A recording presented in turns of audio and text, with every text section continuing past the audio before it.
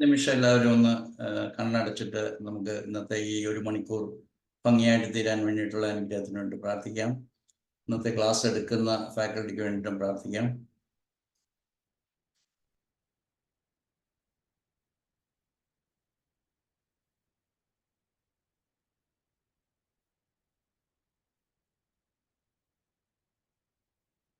Okay, thank you. അപ്പോൾ സാധിക്കുന്നവരൊന്ന് video on ചെയ്താൽ നമുക്ക് നന്നായിരിക്കും. അപ്പോൾ കുറച്ച് പേരെങ്കിലും ആരെങ്കിലുമൊക്കെ കണ്ടുകൊണ്ട് സംസാരിക്കാമല്ലോ. ഇത് സ്ക്രീനിനെ മാത്രം സംസാരിക്കുന്ന എനിക്കൊരു പരിചയമുള്ളൊരു കാര്യമല്ല, എന്നാലും ഞാൻ ശ്രമിക്കാം. അപ്പോൾ വളരെ നീണ്ട ഒരു ഒരു ഒരു ഇൻട്രൊഡക്ഷൻ ആയിപ്പോയി. ഞാൻ എന്നോട് ചോദിച്ചപ്പോൾ എൻ്റെ ഉണ്ടായിരുന്നു, ഞാൻ അയച്ചു കൊടുക്കുകയത്. അത് ചുരുക്കി പറയുന്ന ഞാൻ വിചാരിച്ചു. എന്തായാലും സമയം കുറെ പോയി, ഞാൻ മേക്കപ്പ് ചെയ്യാൻ ശ്രമിക്കാം. അപ്പം നമ്മൾ ഇന്ന് തുടങ്ങിയത് ഒരു പ്രാർത്ഥനയോട് കൂടിയാണ്. എന്തിനാണ് നമ്മളൊരു സയൻറ്റിഫിക് ടോക്ക് നടത്തുന്നതിന് മുമ്പായിട്ട് നമ്മൾ പ്രാർത്ഥിച്ചതിന് വേണ്ടിയിട്ടാണ്. ഇപ്പോൾ എന്നെ ശ്രമിക്കുന്ന എല്ലാവരും ഒരു ദൈവത്തിൽ വിശ്വസിക്കുന്നവരാണെന്ന് ഞാൻ വിചാരിക്കുകയാണ്. ഞാൻ മനസ്സിലാക്കിയിടത്തോളം ഒരു നല്ല ഡോക്ടർ ആകണമെങ്കിൽ നമ്മൾ ദൈവവിശ്വാസികളാണ്. ആർക്ക് വേണമെങ്കിലും വ്യത്യസ്തമായ അഭിപ്രായം ഉണ്ടാവാം, പക്ഷെ എന്നെ സംബന്ധിച്ചിടത്തോളം അങ്ങനെ വിശ്വസിക്കുന്ന ഒരാളാണ്. അപ്പോൾ നമ്മൾ ഡോക്ടർമാരാണ് ഇവിടെ വന്നിരിക്കുന്ന എല്ലാവരും. നമ്മൾ എന്തിനാണ് ഡോക്ടർ ആയത്? നമ്മൾ പലരും വിചാരിക്കും ഞാൻ ഇന്ന കാരണം കൊണ്ട് ഡോക്ടറായി, അല്ലെങ്കിൽ എനിക്ക് ഇന്ന ആവശ്യം കൊണ്ട്, ഇന്ന താല്പര്യം കൊണ്ട് ഡോക്ടറായി. നമ്മൾ കുറച്ച് പ്രായമൊക്കെ എന്നെ പോലെ പ്രായമാകുമ്പോൾ നിങ്ങൾക്ക് മനസ്സിലാവും അത് എൻ്റെ തീരുമാനമായിരുന്നില്ല, ദൈവത്തിൻ്റെ തീരുമാനമായിരുന്നു എന്ന്. അപ്പോൾ എന്തിനാണ് ഒരു ശാസ്ത്ര വിഷയത്തിൽ ദൈവത്തിൻ്റെ കാര്യമൊക്കെ ഇടയ്ക്കിടയ്ക്ക് പറയുന്നതെന്ന് ചോദിച്ചു കഴിഞ്ഞാൽ, ഞാൻ പറയാൻ പോകുന്ന സബ്ജക്റ്റ് ശരിയായ രീതിയിൽ പ്രാവർത്തികമാക്കണമെങ്കിൽ നമ്മളൊരു ദൈവവിശ്വാസിയും കൂടി ആയിരിക്കണം, അല്ലെങ്കിൽ ഒരു സ്പിരിച്വൽ മാൻ ആയിരിക്കണം. Spirituality from person to person വ്യത്യസ്തമായിരിക്കും. എങ്കിലും ആ ഒരു സ്പിരിച്വൽ ഫോക്കസിങ് ഇല്ലെങ്കിൽ നമ്മൾ ഹോമിയോപ്പതി ഡോക്ടർ ആവാനും പറ്റത്തില്ല, GNM പ്രാക്ടീഷണർ ആവാനും പറ്റത്തില്ല. നമ്മൾ GNM എന്നുള്ള പേര് ആണ് ഇന്ന് GHK എന്ന് ഞങ്ങൾ മാറ്റി വിളിക്കുന്നത്. അതിൻ്റെ കാരണം ഞാൻ പിന്നീട് പറയാം. അപ്പോൾ നമ്മൾ ഈ പ്രൊഫഷനിലേക്ക് ദൈവം വിളിച്ചതാണ് എന്ന് വിശ്വസിക്കുന്നതാണ് നല്ലത്. നമ്മുടെ എല്ലാവരുടെയും ഗുരു, അല്ലെങ്കിൽ ഞങ്ങളുടെ ഒത്തിരി പേരുടെ ഗുരുവായ ഡോക്ടർ പ്രഫുൽ ജേക്കർ പറയുന്നത്, നിങ്ങൾക്ക് വരുന്ന ഓരോ രോഗിയും നിങ്ങളുടെ സഹായത്തിനായി ഈ പ്രപഞ്ചം എന്നൊക്കെ വിളിക്കാം നമുക്ക്, പക്ഷെ പ്രപഞ്ചത്തിൻ്റെ സൃഷ്ടാവായ ദൈവം എത്തിച്ചു തരുന്നതാണ് എന്ന് വിശ്വസിക്കുന്നതാണ് കുറച്ചുകൂടെ അഭികാമ്യം. നമ്മൾ ഒത്തിരി പേര് ദൈവത്തിൻ്റെ കാര്യമൊക്കെ പറയുമ്പോൾ നമ്മൾ പലപ്പോഴും ഞാൻ പ്രപഞ്ചത്തിൽ വിശ്വസിക്കുന്നു, പ്രപഞ്ച ശക്തികളിൽ വിശ്വസിക്കുന്നു, അല്ലെങ്കിൽ അതിലൊരു ശക്തി ഉണ്ടെന്ന് ഞാൻ വിശ്വസിക്കുന്നു, എനർജിയിൽ വിശ്വസിക്കുന്നു. അങ്ങനെ പല രീതിയിലും ഒരു കുടുംബത്തിൽ തന്നെയുള്ള ഭാര്യയും ഭർത്താവും രണ്ട് വ്യത്യസ്തമായ സ്പിരിച്വാലിറ്റി ഉള്ളവരായിരിക്കും. പക്ഷെ നമ്മൾ അടിസ്ഥാനപരമായിട്ടുള്ള ചില കാര്യങ്ങൾ ബോധ്യപ്പെട്ടാൽ അതൊരു പക്ഷേ ചെറിയ പ്രായത്തിൽ അത്രയും മനസ്സിലായെന്ന് വരത്തില്ല. കുറച്ച് ജീവിതത്തിൻ്റെ ഈ വഴികളിലൂടെ കുറേ നടന്ന് അവസാനമൊക്കെ ആകുന്ന ഒരു സമയത്തായിരിക്കും ഇതിനെക്കുറിച്ചൊക്കെ നമ്മൾ കൂടുതലായിട്ടുള്ള കാര്യങ്ങൾ മനസ്സിലാക്കുന്നത്. അപ്പം നമ്മൾ എന്തിനാണ് ഈ ഒരു പ്രൊഫഷനിലേക്ക് വിളിച്ചിരിക്കുന്നത്? അത് ആ വിളിയിൽ അതിനെ വൊക്കേഷൻ എന്നാ പറയാം, വൊക്കേഷൻ, അത് ഗോഡ്സ് കോൾ എന്ന് പറയും. അതിലേക്ക് വന്നിരിക്കുന്നത് നമ്മുടെ സെലക്ഷൻ അല്ല എന്ന് പറയുന്നത് തന്നെ നമുക്കൊരു ഒരു ഒരു ഒരു കൺസോളിങ് ആയിട്ടുള്ള ഒരു ആസ്പെക്റ്റാണ്. ഇപ്പം നമ്മുടെ ഡ്യൂട്ടീസ് എന്താണ്? നമ്മൾ മറ്റുള്ളവർക്ക് വേണ്ടി സഹായം ചെയ്യാനായിട്ടാണ്. അപ്പം മറ്റുള്ളവരെ സഹായിക്കുക എന്നുള്ളത് നമ്മളുടെ ദൈവ സേവനം തന്നെയാണ്, അല്ലെ ദൈവത്തോടുള്ള നന്ദി തന്നെയാണ് നമ്മുടെ സഹോദരങ്ങളോടുള്ള സമീപനം. അപ്പം അതുകൊണ്ട് ഇത് രണ്ട് ഡയറക്ഷനിലാണ്. ഒന്ന് ഗോഡ്സ് ടുവേഴ്സ് ഗോഡ്, ഒന്ന് നമ്മുടെ സഹജീവികളോട്. അപ്പം സഹജീവികളോടുള്ള ഒരു കടമ നിർവഹിക്കാൻ ഏറ്റവും ഉദാത്തമായിട്ടുള്ള ഒരു മേഖലയാണ് നമ്മളെല്ലാം ഫലമേൽപ്പിച്ചിരിക്കുന്നത്, അല്ലെങ്കിൽ നമ്മളെല്ലാവരും ഡോക്ടറായിരിക്കും. അപ്പം നമ്മൾ ഡോക്ടർ ആയിരിക്കുമ്പോൾ നമ്മൾ രോഗം, ആരോഗ്യം, സൗഖ്യം, ഈ മൂന്ന് കാര്യങ്ങളെക്കുറിച്ച് വ്യക്തമായ അറിവുണ്ടായിരിക്കണമെന്ന് ഞാൻ പറയേണ്ട ആവശ്യമില്ലല്ലോ. പക്ഷെ ഒരു സത്യം ഞാൻ ഇതിൻ്റെ ഇൻട്രൊഡക്ഷനായിട്ട് പറയാനുള്ളതാണ്. We are all misguided, all we were all misguided. അത് ഈ സാഹചര്യങ്ങളുടെ ഫലമായിട്ട് വന്നതാണ്. നമ്മളെല്ലാവരും ഒരുപോലെ ഹോമിയോപ്പതി പഠിക്കാനായിട്ട് ഹോമിയോപ്പതി കോളേജുകളിലാണ് വന്നത്. ഹോമിയോപ്പതി കോളേജുകളിൽ പഠിപ്പിക്കുന്ന 80% അലോപ്പതിയാണ്, അല്ലെങ്കിൽ വെറും ഭൗതികമായിട്ടുള്ള കാഴ്ചപ്പാടാണ് എന്ന് നിങ്ങളിൽ എത്ര പേർക്ക് മനസ്സിലായിട്ടുണ്ടെന്നുള്ളത് എനിക്കറിയത്തില്ല. ഞാൻ പറഞ്ഞു വരുന്നത് GHK എന്ന് പറയുന്ന ശാസ്ത്രം ഇൻട്രൊഡ്യൂസ് ചെയ്യാനായിട്ട് ഏറ്റവും പ്രധാനപ്പെട്ട ഒരു കാര്യമാണ്. നമ്മളെ പഠിപ്പിച്ചത് മുഴുവൻ നമ്മുടെ ശരീരത്തെക്കുറിച്ചുള്ളതാണ്. നമ്മുടെ 20% മാത്രമാണ് നമ്മൾ ഭാഗ്യം ചെയ്തവരായത് ഹോമിയോപ്പതി പഠിക്കാനുള്ള സാധ്യതയുണ്ടായി. പക്ഷെ പുതിയ തലമുറ വല്ലാതെ വിഷമിക്കുകയാണ്. ഇതാണ് സത്യം. ഞാൻ ഈ ഫീൽഡൊക്കെ നന്നായിട്ട് പഠിക്കുന്ന ഒരാളാണ്. പുതിയ തലമുറയുടെ വിഷമങ്ങൾ മനസ്സിലായതാണ്. ഒത്തിരി പേര് നിരാശരാണ്. അവർ ഈ പ്രൊഫഷൻ എടുത്തു പോയല്ലോ എന്നുള്ള രീതിയിൽ നിരാശരാണ്. ഒത്തിരി പേര് ഹാർഡ് വർക്കിംഗ് കൊണ്ട് അവരുടെ ഈ സീക്രട്ട് ആയിട്ടുള്ള പ്രൊഫഷൻ നല്ല രീതിയിൽ കൊണ്ടുപോകാനായിട്ട് ശ്രമിക്കുന്നുണ്ട്. അതിനോടൊപ്പം തന്നെയാണ് ഞാനീ പറയുന്നത്, നമ്മൾ അലോപ്പതി ആണ് 80% നമ്മൾ ഹോമിയോപ്പതി കോളേജിൽ പഠിച്ചത് എന്ന് മനസ്സിലാക്കണമെങ്കിൽ GNM പഠിക്കണം. എങ്ങനെ എല്ലാവരും എന്നെ മനസ്സിലാക്കുമെന്ന് എനിക്കറിയത്തില്ല. ഞാൻ പറയുന്ന ഒരു കോൺട്രവേഴ്സി ആയിട്ട് നിങ്ങൾക്ക് തോന്നും, അല്ലെങ്കിൽ ഇയാൾക്ക് എന്നെക്കുറിച്ച് പലരും പറഞ്ഞാൽ വയസ്സാങ്കാലത്ത് ഹി ബിക്കെയിം ക്രേസി, അതുകൊണ്ട് നടന്ന വഴി മറന്നു. അങ്ങനെയല്ല. നമ്മളൊരു കാര്യം മനസ്സിലാക്കുമ്പോൾ അതെൻ്റെ സഹോദരങ്ങളോട് പ്രൊഫഷനിലുള്ളവരോട് പറയുകയാണ്. നിങ്ങൾക്ക് സ്വീകരിക്കാം, സ്വീകരിക്കാതിരിക്കാം. കാരണം ഇന്നലെ ഞാൻ എല്ലാ ഡോക്ടർമാരുടെ കാര്യം പറയുമ്പോൾ ഒരാൾ പറയും എനിക്ക് സ്ട്രോക്ക് വന്നു എന്നാണ് പറയുക, ക്യാൻസർ വന്നു എന്നാണ് പറയുക, പനി പിടിച്ചു എന്നാണ് പറയുക, ഡയബറ്റിസ് പിടിച്ചു, പ്രമേഹം പിടിച്ചു, പ്രഷർ പിടിച്ചു. അപ്പോൾ പിടുത്തം വലിയും നമ്മളെ കയറി അറ്റാക്ക് ചെയ്യലും ഒക്കെയാണ് രോഗം എന്നാണ് നമ്മളെ പഠിപ്പിച്ചിരിക്കുന്നത്. പക്ഷെ രോഗം എന്ന് പറഞ്ഞാൽ ഇതൊന്നുമല്ല. നമ്മളെ അതിജീവനത്തിന് വേണ്ടിയിട്ട് ഈ പ്രകൃതി, അല്ലെങ്കിൽ നമുക്ക് ബയോളജി എന്ന് പറയാം, ബയോളജി നമ്മുടെ ഉള്ളിൽ വെച്ചിരിക്കുന്ന പ്രോഗ്രാംസ്, ഈ പ്രോഗ്രാംസ് ആണ് രോഗം എന്നുള്ള തെറ്റായിട്ടുള്ള പേരിൽ അറിയപ്പെടുന്നത് എന്നുള്ളത് മനസ്സിലാക്കുക എന്നുള്ളതാണ് GNM പഠിക്കുന്നതോടുകൂടി അല്ലെങ്കിൽ GHK പഠിക്കുന്നതോടുകൂടി നിങ്ങളിൽ നിന്ന് പ്രതീക്ഷിക്കും. ഞാൻ പറഞ്ഞു വന്നത് മനസ്സിലായല്ലോ. ഒരു 3 ദിവസം പനിക്ക് ഒരു മരുന്നും കൊടുക്കാതെ നിങ്ങൾ പേടിക്കാതിരിക്കാമെങ്കിൽ ഏത് പനിയും പോകും. അതിന് നിങ്ങൾ ടൈഫോയിഡ് ഫീവർ, ഡെങ്കു പനി ഇങ്ങനെയൊന്നും പറയണ്ട. ഡെങ്കു പനി എന്ന് പറയണ്ട, ടൈഫോയിഡ് ഫീവർ എന്ന് പറയണ്ട. അങ്ങനത്തെ ക്ലാസിഫിക്കേഷൻസ് എല്ലാം നമ്മുടെ മേലെ അടിച്ചേൽപ്പിച്ചതാണ്. നമ്മൾ ഇതിലൊക്കെ വളരെ എക്സ്പേർട്ടുകളാണ്. ഒരുപക്ഷെ അലോപ്പതി MBBS സ്റ്റുഡൻസിനേക്കാളും മിടുക്കരാണ് നമ്മൾ ഓരോ ഹോമിയോ ഡോക്ടേഴ്സും. വളരെ നന്നായിട്ട് ഡയഗ്നോസിസ് പറയും. എല്ലാ CME ക്ലാസ്സസും എടുക്കുന്നത് അലോപ്പതിയിൽ എന്തൊക്കെയാണ് ടെക്സ്റ്റ് ബുക്കുകളിൽ പറഞ്ഞിരിക്കുന്നത് അത് വളരെ നന്നായിട്ട് വായിക്കാനും പഠിക്കാനും അത് റീപ്രൊഡ്യൂസ് ചെയ്യാനും കഴിയുന്ന ഡോക്ടർമാർ വന്നിട്ട് ക്ലാസ് എടുക്കും. എന്നിട്ട് അതിൻ്റെ അവസാനം ഞാൻ വർഷങ്ങളായിട്ട് പറയുന്ന അതേ ഉദാഹരണമാണ് ഇപ്പോഴും എൻ്റെ വായിലേക്ക് വന്നത്. പുട്ടിന് പീര പോലെ. പുട്ടിന് രുചി കൂടാനായിട്ട് നമ്മൾ പീര ഇടാറുണ്ട്. നമ്മൾ മലയാളികൾക്കൊക്കെ അറിയുന്ന ഒരു വിശിഷ്ട ഭക്ഷണമാണ്, ബ്രേക്ക്ഫാസ്റ്റാണ്. പുട്ടിന് പീര രുചി കൂട്ടാനായിട്ട് ഇടുന്നതാണ്. അതുപോലെ പുട്ടിൻ്റെ പുറമേ ഇടുന്ന ഒരു സാധനം മാത്രമായിട്ട് നമ്മുടെ ഹോമിയോപ്പതിയിലുമാണ് തെറാപ്യൂട്ടിക്സ്. പനിക്ക് ഇത് മരുന്ന്, ബ്രോങ്കൈറ്റിസ്. ഞാനൊരു പക്ഷേ നമ്മൾ ഹോമിയോപ്പതി മാത്രം പഠിച്ചിട്ടുള്ള GHK പഠിച്ചിട്ടില്ലാത്ത ഒരാൾക്ക് ചുമയുടെ കാരണം അറിയത്തില്ലെന്ന് പറഞ്ഞാൽ നിങ്ങൾ ആരും എന്നോട് ദേഷ്യം പിടിക്കരുത്. Why someone coughs, why someone sneezes, why someone has got കുറച്ചുകൂടെ ഡീപ്പായിട്ട് പോകണം. വൈ PCOD അല്ലെ polycystic ovarian disease, why spinal spondylosis, cervical or lumbar, അങ്ങനെ തുടങ്ങി ഏതെല്ലാം രോഗത്തിൻ്റെ ഒരു പേര് പറഞ്ഞോളൂ. അതെല്ലാം കാരണം എന്ന് പറയുന്നത് ബാക്ടീരിയയിലും വൈറസിലും ഇമ്മ്യൂൺ ഡെഫിഷ്യൻസിയിലും ഇമ്മ്യൂണോ കോംപ്രമൈസ് ഇങ്ങനെയുള്ള കാര്യങ്ങളിൽ മാത്രം. ഇതൊന്നുമല്ല, ഇതെല്ലാം അലോപ്പതിയാണ് പറഞ്ഞത്. ഇപ്പം ജസ്റ്റ് നൗ ഞാനിപ്പോൾ ഒരു ഓൺലൈനിലൊരു കേസ്, അത് മധ്യപ്രദേശ് ഇൻഡോറിൽ നിന്നൊരു പേഷ്യൻ്റാണ്. അപ്പോൾ ഫൈബ്രോയിഡാണ്. ഫൈബ്രോയിഡ് എന്തുകൊണ്ടാണെന്ന് ഒരു ഡോക്ടർക്ക് അറിയത്തില്ല, ഹോമിയോ ഡോക്ടർക്ക് അറിയത്തില്ല. GNM പഠിക്കാതെ GHK പഠിച്ചാൽ മാത്രമേ എന്തുകൊണ്ടാണ് ഫൈബ്രോയിഡ് ഉണ്ടാകുന്നത്, എന്തുകൊണ്ടാണ് ഓവറിയൻ ഡിസീസ് അല്ലെങ്കിൽ പോളിസിസ്റ്റിക് ഓവറിയൻ ഡിസീസ് ഉണ്ടാകുന്നത്, എന്തുകൊണ്ട് UTI ഉണ്ടാകുന്നു, എന്തുകൊണ്ട് റീനൽ പെൽവിസിൽ ഒരു സ്റ്റോൺ ഉണ്ടാകും, ഇതൊന്നും നമുക്കറിയത്തില്ല. ഇതിനൊക്കെ GNM പഠിക്കണം. ഇത് പഠിക്കാതെ നമ്മൾ എങ്ങനെയാണ് ഒരു ഡോക്ടർ എന്നുള്ള നിലയിൽ നമ്മുടെ കടമ നിർവഹിക്കുക? ഇതാണ് എനിക്ക് മനസ്സിലാവാതെയുള്ളൂ. ഇതെല്ലാം ഞാനൊരു 50 വർഷം, 51ാമത്തെ വർഷമാണ് ഹോമിയോപ്പതിയിൽ കൈവച്ചതിന് ശേഷം.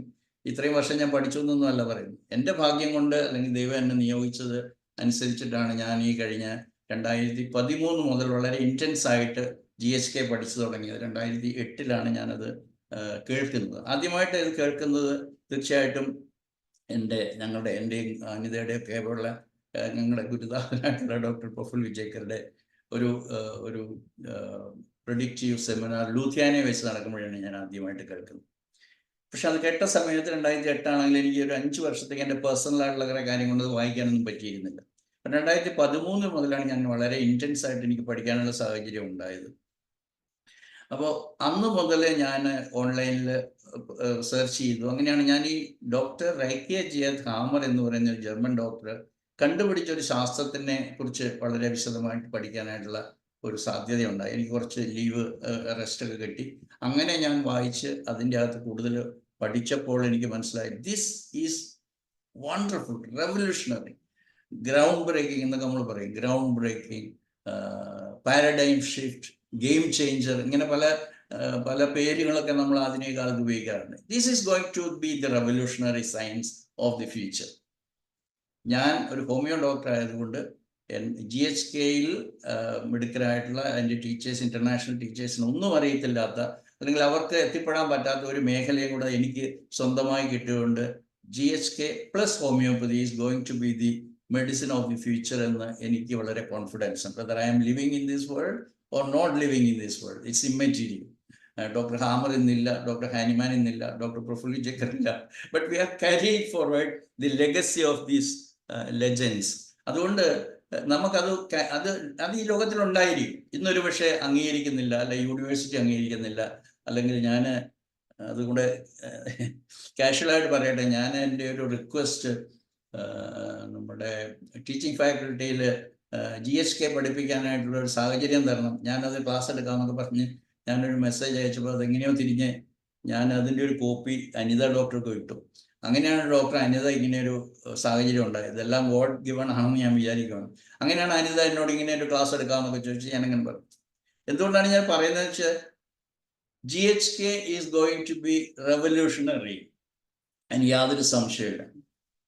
കാരണം ഞാൻ ഇങ്ങനെയാണ് പറയുന്നത്, it is the greatest discovery of the world,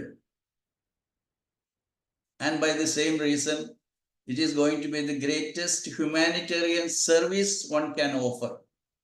ഇത് പഠിപ്പിക്കുക എന്നുള്ളത്. അതോടുകൂടി നമ്മൾ തന്നെ ആരോഗ്യമായിട്ടിരിക്കും.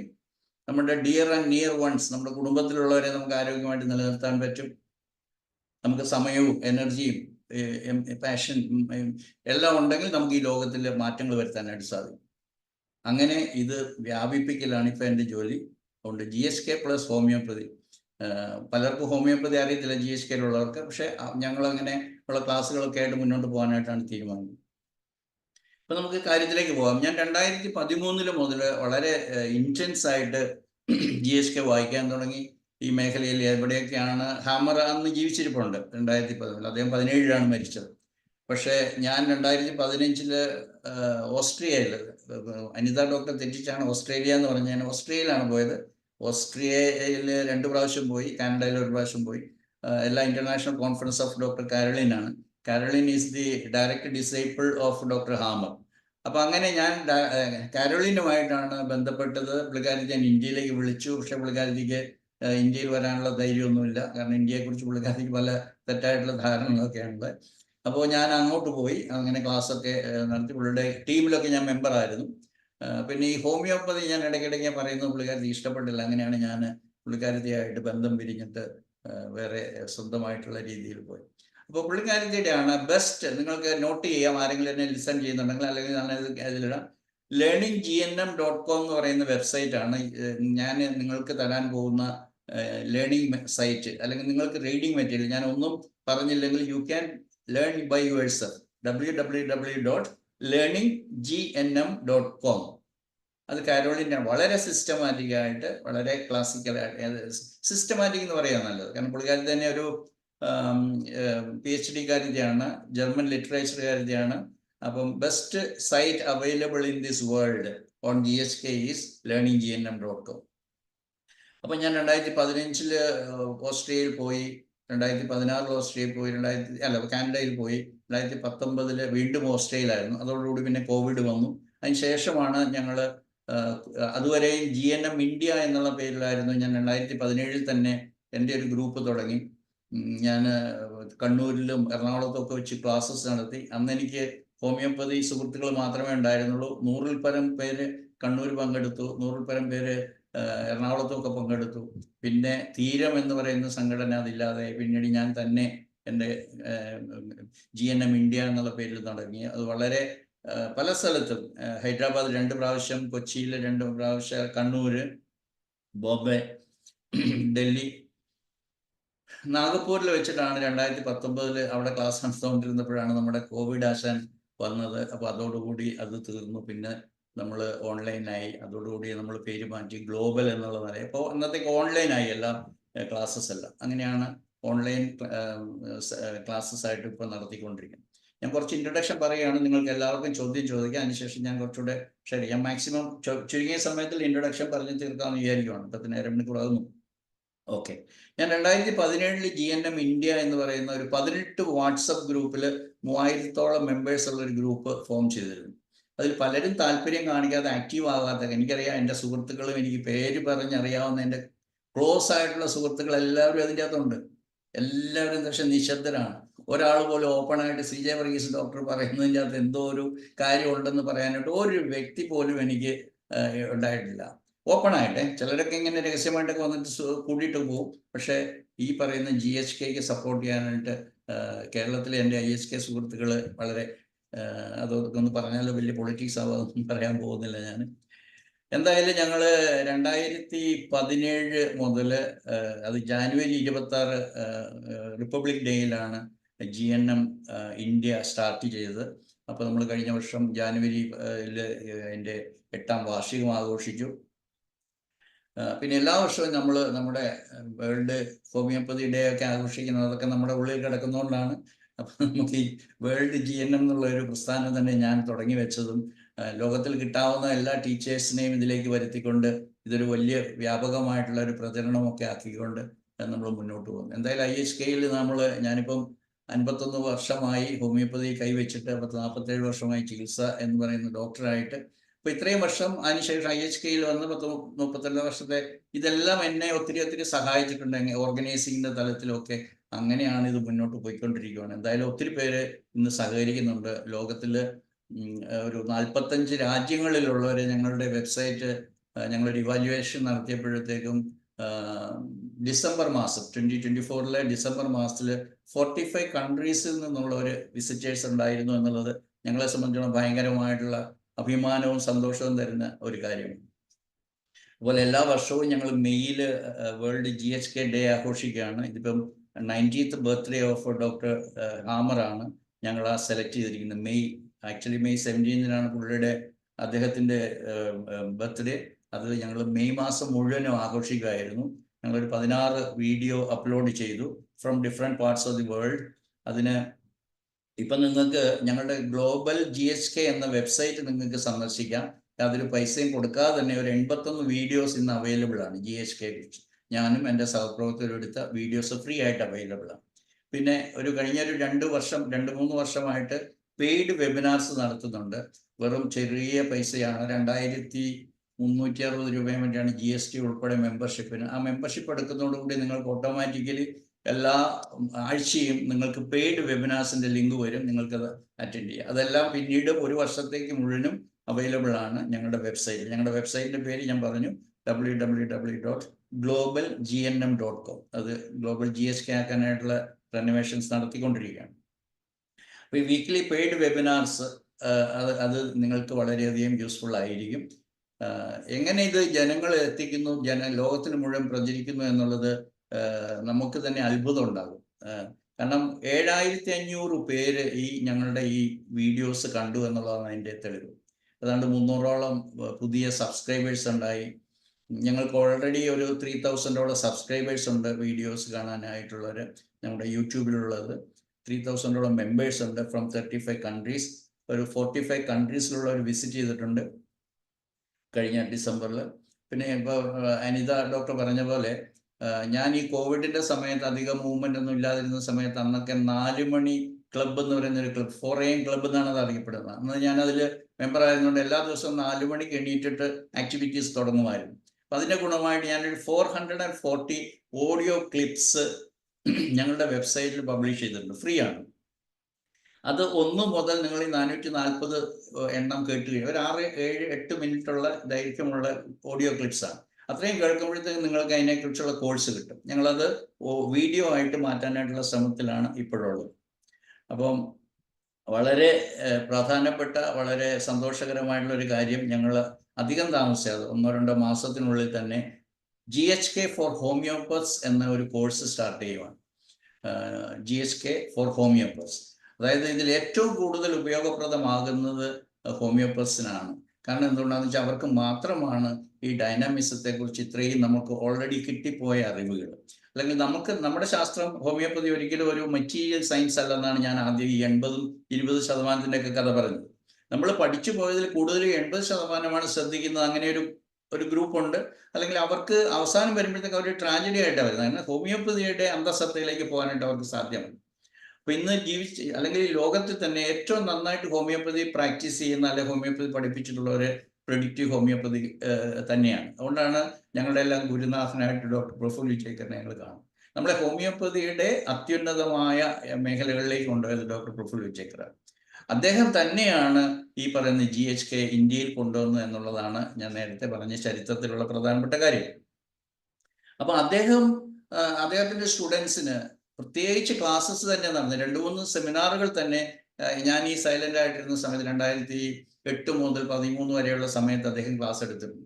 പിന്നീട് അതിലൊരു ട്രാജഡി വന്നത്, അനിത ഡോക്ടർ അത് മനസ്സിലാക്കിയ കൊള്ളാം, അല്ലെങ്കിൽ എന്നെ ശ്രമിക്കുന്ന മറ്റ് പ്രഡിക്റ്റീവുകാർ ശ്രമിച്ചാൽ കൊള്ളാം, ഞാൻ അവരോട് കമ്മ്യൂണിക്കേറ്റ് ചെയ്യാൻ ശ്രമിക്കാറുണ്ട്. എല്ലാവർക്കും കോൺഫ്ലിക്റ്റ് അറിയണം, UTIയുടെ കോൺഫ്ലിക്റ്റ് അറിയണം, അല്ലെങ്കിൽ ഇടത് കൈയുടെ അല്ലെങ്കിൽ റൈറ്റ് റിസ്റ്റില് വേദന ഉണ്ടാകുന്നതിന് എന്താണ് കോൺഫ്ലിക്റ്റ് എന്ന് ചോദിക്കും. അതിന്റെ 5 ബയോളജിക്കൽ ലോസ് എന്ന് പറയുന്ന അടിസ്ഥാനപരമായിട്ടുള്ള കാര്യങ്ങളെ കുറിച്ച് പഠിക്കാതെ നമ്മൾ ഇതിന് മാത്രം ശ്രദ്ധിച്ചു കഴിഞ്ഞാൽ നമുക്കൊന്നും കിട്ടത്തില്ല. അതിന്റെ എല്ലാ ഫണ്ടമെന്റൽ പ്രിൻസിപ്പിൾസും നമ്മൾ അറിഞ്ഞിരിക്കണം. എങ്കിൽ മാത്രമേ നമുക്ക് GHK അറിയാം, അല്ലെങ്കിൽ GHK കുറിച്ച് എന്തെങ്കിലും അറിയാൻ പറ്റത്തുള്ളൂ നമുക്ക് പറയാൻ പറ്റത്തുള്ളൂ. അല്ലാതെ ഇന്ന രോഗത്തിന്റെ കോൺഫ്ലിക്റ്റ് എന്താണ് അങ്ങനെ ചോദിച്ചു കഴിഞ്ഞാൽ പോരാ. അതിന്റെ 5 ബയോളജിക്കൽ ലോസ് മുഴുവനും തന്നെ നമുക്ക് പഠിക്കണം. എന്താണ് 5 ബയോളജിക്കൽ ലോസ് ഞാൻ കുറച്ച് കഴിയുമ്പോൾ പറയാം. നമ്മൾ ഹോമിയോപ്പതിയിൽ ഇപ്പോൾ 7 ഫണ്ടമെന്റൽ പ്രിൻസിപ്പിൾസ് പറയുന്നതല്ലേ, നമ്മൾ വൈറ്റൽ ഫോഴ്സ് അല്ലെങ്കിൽ സിമിലിയ എന്നൊക്കെ പറയുന്ന പോലെ തന്നെ 5 ബയോളജിക്കൽ ലോസ് ആണ് GHKയുടെ ഫണ്ടമെന്റൽ പ്രിൻസിപ്പിൾസ്. അപ്പൊ അതിനെക്കുറിച്ചുള്ള ബോധം ജനങ്ങളിൽ എത്തിക്കുക. അപ്പൊ നമുക്ക് രോഗത്തെക്കുറിച്ചുള്ള ഭയം മാറും എന്നുള്ളതാണ് GHKയുടെ ലേണിങ്ങിൽ നമുക്ക് കിട്ടുന്നത്. രോഗത്തെക്കുറിച്ച് ഒട്ടുമേ പേടിക്കേണ്ട കാര്യമില്ല. നമ്മളെ സർവൈവ് ചെയ്യാൻ വേണ്ടിയിട്ട്, നമ്മളെ അതിജീവനത്തിന് വേണ്ടിയിട്ട്, നമ്മളെ ഭംഗിയായിട്ട് ഈ ഭൂമിയിൽ ജീവിക്കാൻ വേണ്ടിയിട്ട്, ഈ സൃഷ്ടിയുടെ ഭാഗമായിട്ട് അതിനെ ബയോളജി എന്ന് പറയാം. അതുകൊണ്ട് ബയോളജിക്കൽ പ്രോസസ്സാണ് നമ്മുടെ എല്ലാ രോഗങ്ങളും. അത് ക്യാൻസർ എന്ന് വിളിക്കുന്ന ആ ഒരു ട്യൂമർ ആയിക്കോട്ടെ, അൾസർ ആയിക്കോട്ടെ, അല്ലെങ്കിൽ വേറെ എന്തെങ്കിലും ഡിസ്ഫങ്ഷൻ ആയിക്കോട്ടെ, അല്ലെങ്കിൽ എന്തെങ്കിലും ട്യൂമർ ലൈക്ക് ഫോർമേഷൻ, എല്ലാം നമുക്ക് അനുകൂലമായിട്ടുള്ള പ്രോഗ്രാംസ് ആണെന്ന് പറയുമ്പോൾ അതിനെക്കുറിച്ച് അറിഞ്ഞില്ലെങ്കിൽ എങ്ങനെയാണ് നമ്മുടെ ജോലി നന്നായിട്ട് ശരിയാകുന്നത്? അപ്പൊ നമ്മളെ ഭയപ്പെടുത്തിയിട്ടാണ്. അതുകൊണ്ടാണ് ഞാൻ ആദ്യമേ പറഞ്ഞത് വി ആർ ഓൾ ഫ്രൈറ്റൻഡ്. മലയാളത്തിൽ ഞാൻ ക്ലാസ് എടുക്കുമ്പോൾ പറയാനുള്ളത് ഇങ്ങനെ തന്നെയാണ്, രഹസ്യമായിട്ടൊക്കെ പറയുമ്പോൾ റെക്കോർഡ് ചെയ്യുന്നുണ്ടെന്നാലും നമ്മൾ വഞ്ചിതരാണ്, നമ്മൾ വഞ്ചിക്കപ്പെട്ടവരാണ്. അതാരെയും കുറ്റം പറയുകയല്ല. ഞാൻ ആ ചരിത്രം മുഴുവൻ എനിക്കറിയാവുന്നതുകൊണ്ട് ഞാൻ പറയുകയാണ്. 1974 ഒരു 35 വർഷത്തെ തയ്യാറെടുപ്പിന് ശേഷമാണ് 1974 നമുക്ക് central council of homeopathy central council act രൂപം കൊണ്ടത്. അപ്പൊ അന്ന് ഇതിനോട് താല്പര്യമുള്ള കുറേ പേരുണ്ടായിരുന്നു, ഇൻക്ലൂഡിങ് അലോപ്പതി ഡോക്ടേഴ്സ്. പക്ഷെ അവർക്കൊക്കെ ഹോമിയോപ്പതി എന്തോ ഗ്രേറ്റ് ആണെന്ന് അറിയാമായിരുന്നു. പക്ഷെ ഹോമിയോപ്പതി ഇങ്ങനെ പഠിപ്പിക്കണമെന്ന് അറിയത്തില്ലായിരുന്നു. അപ്പൊ അന്ന് ജീവിച്ചിരുന്ന, അല്ലെങ്കിൽ ഇതിന് മുൻകൈ എടുത്ത എല്ലാവരോടും കൂടിയുള്ള ബഹുമാനത്തോടു കൂടി ഞാൻ പറയുവാണ്, അവര് നേരെ പോയി അലോപ്പതിക്കാരെ എന്തൊക്കെ പഠിപ്പിച്ചാൽ അത് അതേപടി ഹോമിയോപ്പതിയിലേക്ക് എടുത്തു വെച്ചിട്ട് നമ്മൾ ഈ പറയുന്ന 20% വേണ്ടി റെപ്പർട്ടറിയും മെറ്റീരിയൽ ഈ ഫിലോസഫിയും കൂടെ ചേർത്തിട്ടാണ് ഈ 20% നമ്മൾ പഠിക്കും. അപ്പൊ ഈ 20% എങ്ങനെയാണ് ഈ 80% പഠിച്ച പ്യുവർലി മെറ്റീരിയലിസ്റ്റിക് ആയിട്ടുള്ള ഡിസീസിനെ കുറിച്ചുള്ള അണ്ടർസ്റ്റാൻഡിങ്, അലോപ്പതിക്കാരുടെ എറ്റിയോളജി, അതിൻ്റെ ഇൻസിഡൻസ്, അല്ലെങ്കിൽ അതിൻ്റെ പ്രൊഗ്നോസിസ്, അതിൻ്റെ ഡയഗ്നോസിസ്, അല്ലെങ്കിൽ അതിൻ്റെ പത്തോഫിസിയോളജി, ഇതെല്ലാം അതേപടി പഠിച്ചതിന് ശേഷം അതിൻ്റെ അകത്ത് ഹോമിയോപ്പതി തിരികെ കയറ്റാനായിട്ട് അല്ലെങ്കിൽ പുട്ടിൻ്റെ മേലെ പീരി ഇടാനായിട്ട് വിഷമിക്കുന്ന ഒരു തലമുറയെ നമുക്ക് കാണേണ്ടതായിട്ട് വരുന്നു. അതിനൊരൊറ്റ കാരണം ഇതാണ് എന്നാണ് എൻ്റെ മനസ്സിൽ. അതുകൊണ്ട് ആദ്യമേ തന്നെ, അതായത് കുഞ്ഞു ക്ലാസ്സിലെ തന്നെ നമുക്ക് പഠിപ്പിച്ചു തുടങ്ങണം, GNM പഠിപ്പിച്ചു തുടങ്ങണം. അതായത് 5 വയസ്സ് 6 വയസ്സ് ആകുന്ന പ്രായത്തിൽ തന്നെ വീട്ടിലെ കുഞ്ഞു പിള്ളേരെ തന്നെ ഇത് പഠിപ്പിച്ചു തുടങ്ങണം. സ്കൂളിലെ എഡ്യൂക്കേഷൻ്റെ ഒരു ഭാഗമായിട്ട് വരണം. എന്നിട്ട് മെഡിക്കൽ സയൻസിലേക്ക് വരുമ്പോഴത്തേക്കും from the very start clinical subject, non clinical ആയിട്ടുള്ള അനാറ്റമിയും ബയോകെമിസ്ട്രിയും എന്നൊക്കെ പറയുന്നത് പോലും നമുക്ക് ഈ രീതിയിലുള്ള ഫ്രെയിം വർക്കിൽ നമ്മൾ പഠിപ്പിക്കുകയാണെങ്കിൽ there will be a lot of change. അങ്ങനെ ഒരു ട്രാജഡി നമുക്ക് വരത്തില്ല.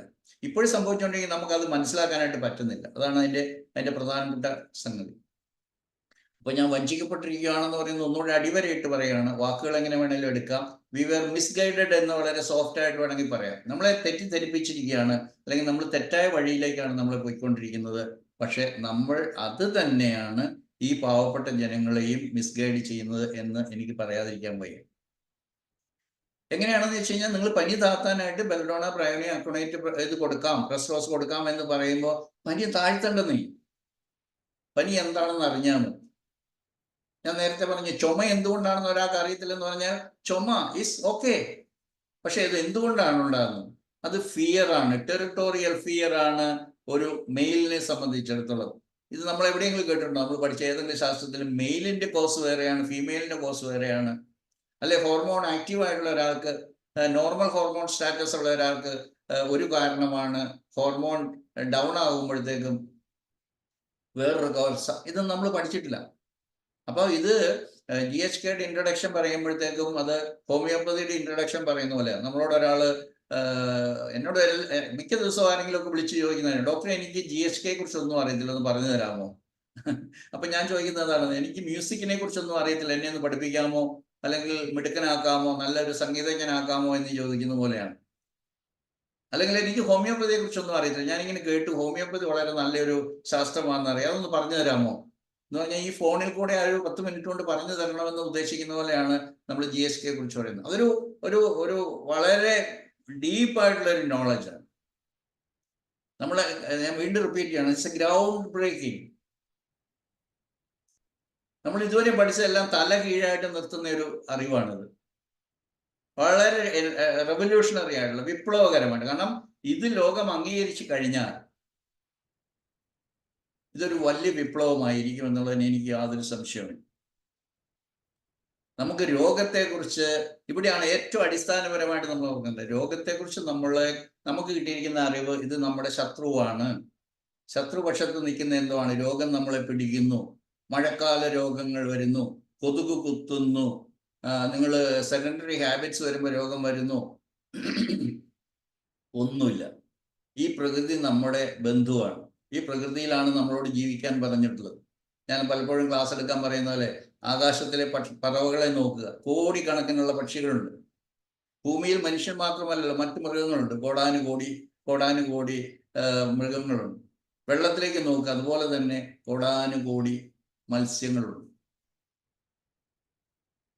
ഇവരെ പോലെ ഈ ഭൂമിയിൽ ജീവിക്കാൻ വേണ്ടിയിട്ടും ഇണചേരാൻ വേണ്ടിയിട്ടും വംശവർദ്ധന ഉണ്ടാക്കാൻ വേണ്ടിയിട്ടും നമ്മളെ സൃഷ്ടിച്ചിരിക്കുന്ന ഒരു വർഗമാണ് നമ്മൾ. ഇതിൻ്റെ മേലെ ഈ കച്ചവട താല്പര്യത്തിന് വേണ്ടിയിട്ടാണ് നമ്മളെ ഭയമുണ്ടാക്കി, രോഗത്തെക്കുറിച്ചുള്ള ഭയം ഉണ്ടാക്കി. അയ്യോ, പനിക്കാൻ പാടില്ല, കാരണം പനി വന്നു കഴിഞ്ഞാൽ നിങ്ങൾക്ക് ചിലപ്പോൾ ഫിറ്റ്സ് വരും, അല്ലെ പനി കൂടിക്കഴിഞ്ഞാൽ അത് കോമയിലേക്ക് പോകും. ഒന്നുമില്ല. ഞാൻ എത്രയോ വർഷമായിട്ട് വിശ്വസിക്കുന്ന ഒരു കാര്യമുണ്ട്. അതായത് നമ്മൾ എന്തുകൊണ്ടാണ് ആഴ്സനിക് നമ്മുടെ ഒരു നല്ല മെഡിസിനായിട്ട് വരുന്നത്? അത് എപ്പിഡമിക് ആയാലും വേണ്ടില്ല, പാൻഡമിക് ആയാലും വേണ്ടില്ല, സിംഗിൾ ഫീവർ ആയാലും വേണ്ടില്ല. കാരണം ഒരു കുട്ടിക്ക് പനി വന്നു കഴിഞ്ഞാൽ അമ്മ ഇങ്ങനെ തൊട്ടുകൊണ്ടിരിക്കുകയാണ്. 99.6 ആയിരുന്നു ഉണ്ടായിരുന്നത്, 99.8 ആയി. അയ്യോ, അത് ടെമ്പറേച്ചറാണ്, ഫിയറാണ്. ഡോക്ടർ ഹാമർ മാത്രമാണ് പറഞ്ഞിട്ടുള്ളത്. അത് ഡോക്ടർ പ്രഫുൽ വിജേക്കർ എന്നോടും നമ്മളോടെല്ലാവരോടും പറഞ്ഞു. അതായത് അമ്മയുടെ കോൺഫ്ലിക്റ്റുകളാണ് 18 വയസ്സ് വരെ ഒരു കുഞ്ഞിൻ്റെ ജീവിതത്തെ ബാധിക്കുന്ന പ്രധാനപ്പെട്ട conflict. Because conflicts can be shared. വയറ്റിൽ കിടക്കുമ്പോൾ അത് തന്നെയാണ്, അമ്മയുടെ കോൺഫ്ലിക്റ്റ് തന്നെയാണ്. അതുകൊണ്ടാണ് കൺജനൈറ്റൽ ഡിസീസസ് എല്ലാം അങ്ങനെ ഉണ്ടാകുന്നത്. എല്ലാ കൺജനൈറ്റൽ ഡിസീസസും എക്സ്പ്ലെയിൻ ചെയ്തിരിക്കുന്നു. അത് മംഗോളിസം ആയിക്കോട്ടെ, ASD ആയിക്കോട്ടെ, ഓട്ടിസ്റ്റിക് സ്പെക്ട്രം ഡിസോർഡർ ആയിക്കോട്ടെ, ഏത് രോഗവും അല്ലെങ്കിൽ ഒരു congenital anomaly of any part of the body, ഒരു അവയവം ഇല്ലാതെ ജനിക്കുക, ലേണിംഗ് ഡിസബിലിറ്റി ആവുക, ഒരു മസ്കുലർ ഡിസ്ട്രോഫി ഉണ്ടാവുക, എല്ലാ കൺജനൈറ്റൽ സോ കോൾഡ് കൺജനൈറ്റൽ ഡിസീസും from the beginning in the womb, through the delivery process, labor process, and finally during the initial period of the childhood. ഈ സമയത്തുണ്ടാകുന്ന സംഘർഷങ്ങളിലെ കോൺഫ്ലിക്റ്റുകളാണ് രോഗമുണ്ടാക്കുന്നതെന്ന് doctor hammer പറഞ്ഞു. അതാണ് doctor Praful വിജേക്കർ പറഞ്ഞു. അദ്ദേഹത്തിൻ്റെ റൂമിലിരുന്ന്, വില്ലി പാർലറിലെ അദ്ദേഹത്തിൻ്റെ consulting റൂമിലിരുന്ന് അദ്ദേഹം എന്നോട് വളരെ എൻ്റെ വളരെ അടുത്ത സുഹൃത്തായിരുന്നു. ഞാൻ പലപ്പോഴും അദ്ദേഹത്തെ ഗുരുവായിട്ടും സുഹൃത്തായിട്ടും ഫിലോസഫറായിട്ടും ഫ്രണ്ടായിട്ടും ഒക്കെ കണക്കാക്കുമ്പോൾ അദ്ദേഹം പേഴ്സണലായിട്ട് എൻ്റെ ഫാമിലിയുടെ ട്രീറ്റ്മെൻറ്റും അദ്ദേഹമായിരുന്നു. അങ്ങനെ ചെന്നിരുന്നപ്പോൾ പറഞ്ഞതാണ്, എനിക്കൊരു ഷോക്കിംഗ് ആയിരുന്നു. Verghese, all these so-called congenital anomalies are due to the conflicts that happened in mothers when they were carrying these children. പിന്നെ ഒരു വലിയ ലോകമാണ് തുറന്നു കിട്ടിയത്. അങ്ങനെ എല്ലാ രോഗങ്ങളുടെയും കാരണം അതാണ്. ഫസ്റ്റ് ഞാൻ 5 ബയോളജിക്കൽ ലോസിലേക്ക് പോവുകയാണ്. വളരെ ചുരുങ്ങിയ സമയം കൊണ്ട് പറയാം, എന്നിട്ട് ഒരു കുറച്ച് ഡിസ്കഷൻ നമുക്ക് നടത്താം. ഫസ്റ്റ് ബയോളജിക്കൽ ലോ പറയുകയാണ്, അതായത് എല്ലാ രോഗങ്ങളും, take it from me, 100% of the diseases, you name it by any name, they are all due to one or other conflicts happening in the mind. Mind എന്ന് പറയുന്നത് sub conscious മൈൻഡാണ്. Conscious mind ഉണ്ട്, അല്ലെങ്കിൽ monkey mind എന്ന് പറയുന്ന conscious mind, പിന്നെ sub conscious mind. അവിടെ നിന്നാണ് രോഗങ്ങൾ തുടങ്ങുന്നത്, അവിടെ തന്നെയാണ് രോഗങ്ങൾ അവസാനിക്കേണ്ടത്. അവിടെയാണ് ഞാൻ ആദ്യം തുടക്കത്തിൽ പ്രാർത്ഥനയുടെ കാര്യം പറഞ്ഞത്. ഡോക്ടർ ഹാമർ പറഞ്ഞു, നിങ്ങൾക്ക് അവിടെ resolution of a conflict can take place in the psychic level അല്ലെങ്കിൽ subconscious level, but they usually they do not end it. That ends in the spiritual level. Dr. Hammer വളരെ ഭംഗിയായിട്ട് പറഞ്ഞു, resolution of a conflict takes place in 2 levels. One is psychic level and the other is spiritual level. അതുകൊണ്ടാണ് ഞാൻ അങ്ങനെ തുടങ്ങിയത്, ഒരു പ്രാർത്ഥനയോടുകൂടി. നമ്മുടെ ഈ ജന്മത്തിൽ നമ്മൾ കുറേ പേരെ നമ്മൾ തെറ്റിദ്ധരിപ്പിച്ചിട്ട് രോഗത്തെക്കുറിച്ച് പേടി ഉണ്ടാക്കിയിട്ട്, ഞാൻ ചില ക്ലാസ് എടുക്കാനായിട്ട് പോകുമ്പോൾ എന്നോട് ഞാൻ ഓർക്കുന്നുണ്ട്, ഹൈദരാബാദിൽ ഒരു ക്ലാസ് എടുക്കാൻ നേരത്തെ എൻ്റെ ഓർഗനൈസേഴ്സ് വന്നു പറഞ്ഞു, ഡോക്ടറെ മരുന്ന് കൊടുക്കേണ്ട ആവശ്യമില്ല എന്ന് പറയരുതെന്ന് പറഞ്ഞു. ഇപ്പം നമ്മളെല്ലാം ഈ ബിസിനസ്സിൻ്റെ അകത്ത് പെട്ടിരിക്കുകയാണ്. നമ്മൾ രോഗത്തെ പേടിപ്പിച്ചാൽ, രോഗത്തിൻ്റെ പേരിൽ പേടിപ്പിച്ചാൽ മാത്രമേ നമ്മുടെ ബെല്ലും ബ്രയോണിയയും റെസ്റ്റോസും ചിലവാകത്തുള്ളൂ എന്നുള്ള തെറ്റായിട്ടുള്ളതാണ്. വേണ്ട, നിങ്ങൾ ഒരാൾ ചുമയായിട്ട് വന്നു കഴിഞ്ഞാൽ നിങ്ങൾ ഒരു കഴിഞ്ഞ ദിവസം ഒരു പെൺകുട്ടി എൻ്റെ അടുത്ത് വന്നു, 7 വയസ്സുള്ള കുട്ടിയാണ്. 3 ദിവസമായിട്ടുള്ള ചുമ തുടങ്ങി. എനിക്ക് മാത്രം അറിയാം, എൻ്റെ അമ്മയ്ക്ക് അറിയത്തില്ല. സ്കൂൾ ടീച്ചറാണ്, അല്ല ഗവൺമെന്റ് ഗസറ്റഡ് ഓഫീസറാണ്, ഫാദർ സ്കൂൾ ടീച്ചറാണ്. ഫാദറോടും മദറിനോട് പറഞ്ഞിട്ടില്ല. എൻ്റെ സ്വഭാവം ഞാൻ ഇങ്ങനെയൊക്കെ ചോദിക്കും എന്നുള്ളതുകൊണ്ട് അവൾ എന്നോട് പറഞ്ഞു. ഈ 7 വയസ്സുള്ള കുട്ടിയോട് ഞാൻ ചോദിച്ചു, മോൾ എന്താ ഒരു 3 ദിവസത്തിനപ്പുറം പേടിച്ചത്? അപ്പോൾ അവൾ പറയാണ്, അങ്കിളെ, ഞാൻ അന്നത്തെ രാത്രിയിൽ അന്നത്തെ ഈവനിങ് സ്കൂൾ വിട്ട് വരുമ്പോഴത്തേക്കും ആ റോഡ് വളരെ ഫെമിലിയർ ആണ്, അവൾ സ്ഥിരം നടക്കുന്ന റോഡാണ്, അവിടെ ആരെയും പേടിക്കാനുള്ളൊന്നുമില്ല. But on that particular day she found a man, stranger on the road, riding a bike with a black helmet and all. അയാൾ എന്നെ തിരിഞ്ഞ് നോക്കി, ഡോക്ടറെ എന്ന് പറഞ്ഞു. പേടിച്ചു. സോ ഫിയർ ഡിസ്ഗസ്റ്റ് ആണ് ഒരു ഫീമെയിൽ പേഴ്സണെ സംബന്ധിച്ചിടത്തോളം കോസ്. ടെറിട്ടോറിയൽ ഫിയർ ആണ് ഒരു ബോയ് അല്ലെങ്കിൽ മെയിൽ പേഴ്സണെ സംബന്ധിച്ചിടത്തോളം കോസ് ഓഫ് ബ്രോങ്കൈറ്റിസ് എന്ന് നമ്മളാരും പഠിച്ചിട്ടില്ല. നമ്മളെന്താ പറയുക, നമ്മൾ ഏതെങ്കിലും CME അറ്റൻഡ് ചെയ്യുവാണെങ്കിൽ പറയുമോ, അത് infection can be, cold air can be the reason. Infection പ്രധാനപ്പെട്ട സംഗതി ഒന്നുമില്ല. All microbes are coming to correct it, or അതിൻ്റെ സ്കാവെഞ്ചേഴ്സ് ആയിട്ട്, അതിൻ്റെ debris of the healing process അത് ടേക്ക് അവേ ചെയ്യാൻ വേണ്ടിയിട്ട്, റിപ്പയർ ചെയ്യാനായിട്ട്, to restore the organ part to the previous stage. അതിന് വേണ്ടിയിട്ട് മാത്രമാണ് നമ്മുടെ ഉള്ളിൽ ഇൻഹെറൻ്റ് ആയിട്ടുള്ള, ഇൻബോൺ ആയിട്ടുള്ള, നമ്മുടെ ഉള്ളിൽ ഡിപ്പോസിറ്റ് ചെയ്യപ്പെട്ടിട്ടുള്ള microbes. 1/10 of our body is made up of microbes എന്ന് പിന്നീട് നമ്മൾ പഠിച്ചു. അത്രമാത്രം നമ്മുടെ ബോഡിയുടെ ഒരു പാർട്ടാണ് organisms. They are all dormant, but അവരുടെ ത്രെഷോൾഡ് കഴിഞ്ഞ് ഒരു പ്രത്യേക സമയത്ത് അവർക്ക് ഒരു ഓർഡർ കിട്ടും. You multiply it because you have got a housekeeping job to do. അന്നേരത്തേക്ക് അവരെ മൾട്ടിപ്ലൈ ചെയ്യും, അവരുടെ ജോലി കഴിയും, പിന്നെ വിട്ടുവെച്ചു. നമ്മൾ ബെല്ല് കൊടുത്താലും പ്രായണി കൊടുത്താലും ഹെപ്പാസഫ് കൊടുത്താലും നമ്മുടെ കൊടുത്താലും കൊടുത്തില്ലെങ്കിലും എന്ന് പറയേണ്ടതായിട്ട്. പിന്നെ എന്തുകൊണ്ടാണ് ഒരു ചുമ നീണ്ടുപോകുന്നത്? Because you are infusing into that particular person fear വരുമ്പോൾ അടുത്ത കോൺഫ്ലിക്റ്റ് ആണ്. അവസാനം നമുക്ക് ചില മെഡിസിൻസ് കൊടുക്കേണ്ടതായിട്ട് വരും. അപ്പൊ നിങ്ങൾ ചോദിക്കാൻ, ഞാൻ ഡോക്ടർ വർഗീസ് ടോട്ടലി കോൺസ്റ്റിറ്റ്യൂഷനെയും ഇതുവരെയും പഠിപ്പിച്ചിട്ട് മ്യാസത്തെ നെഗ്ലക്ട് ചെയ്യുവാണ്, നെഗേറ്റ് ചെയ്യുവാണ്? അല്ല. ഇതുള്ളത് കൊണ്ടാണ് എനിക്കൊരു നല്ല ഹോമിയോപ്പതി ഡോക്ടർ ആകാനായിട്ട് സാധിക്കുന്നത്. ഈ മ്യാസം പഠിച്ചതുകൊണ്ടും പഠിപ്പിച്ചതുകൊണ്ടും എനിക്ക് സന്തോഷം തോന്നി. ചിലരോടൊക്കെ സംസാരിക്കുമ്പോൾ, വർഗീസ് ഡോക്ടർ അന്ന് പറഞ്ഞ ക്ലാസ്, ഞാൻ കേരളത്തിലെ ഒരു മിക്ക ജില്ലകളിലും പോയി ക്ലാസ് എടുത്തിട്ടുള്ളതാണ് മ്യാസത്തെ കുറിച്ച്. അന്ന് ആരും മ്യാസം അവസാനം എനിക്ക് കില്ലപ്പേരൊക്കെ കിട്ടി, മ്യാസം വർഗീസ് എന്നൊക്കെ എന്നെ പേര് വിളിച്ചു. അവസാനം ഞാൻ റിക്വസ്റ്റ് ചെയ്തു, ഒരു സെമിനാർ നിങ്ങൾ മ്യാസത്തെ കുറിച്ച് മാത്രം എടുക്കാവോ? എന്നിട്ട് വർഷങ്ങൾ കഴിഞ്ഞ ശേഷം അതുപോലെ ഇപ്പോഴും ഞാൻ അപേക്ഷിക്കുകയാണ്, ഒരു കമ്മിറ്റി അല്ലെങ്കിൽ ഒരു ബോഡി, എന്താണ് GSK എന്ന് പറയുന്നത് പഠിക്കാനായിട്ട് ISKയുടെ പേരിൽ ഒരു ബോഡി ഉണ്ടാകും.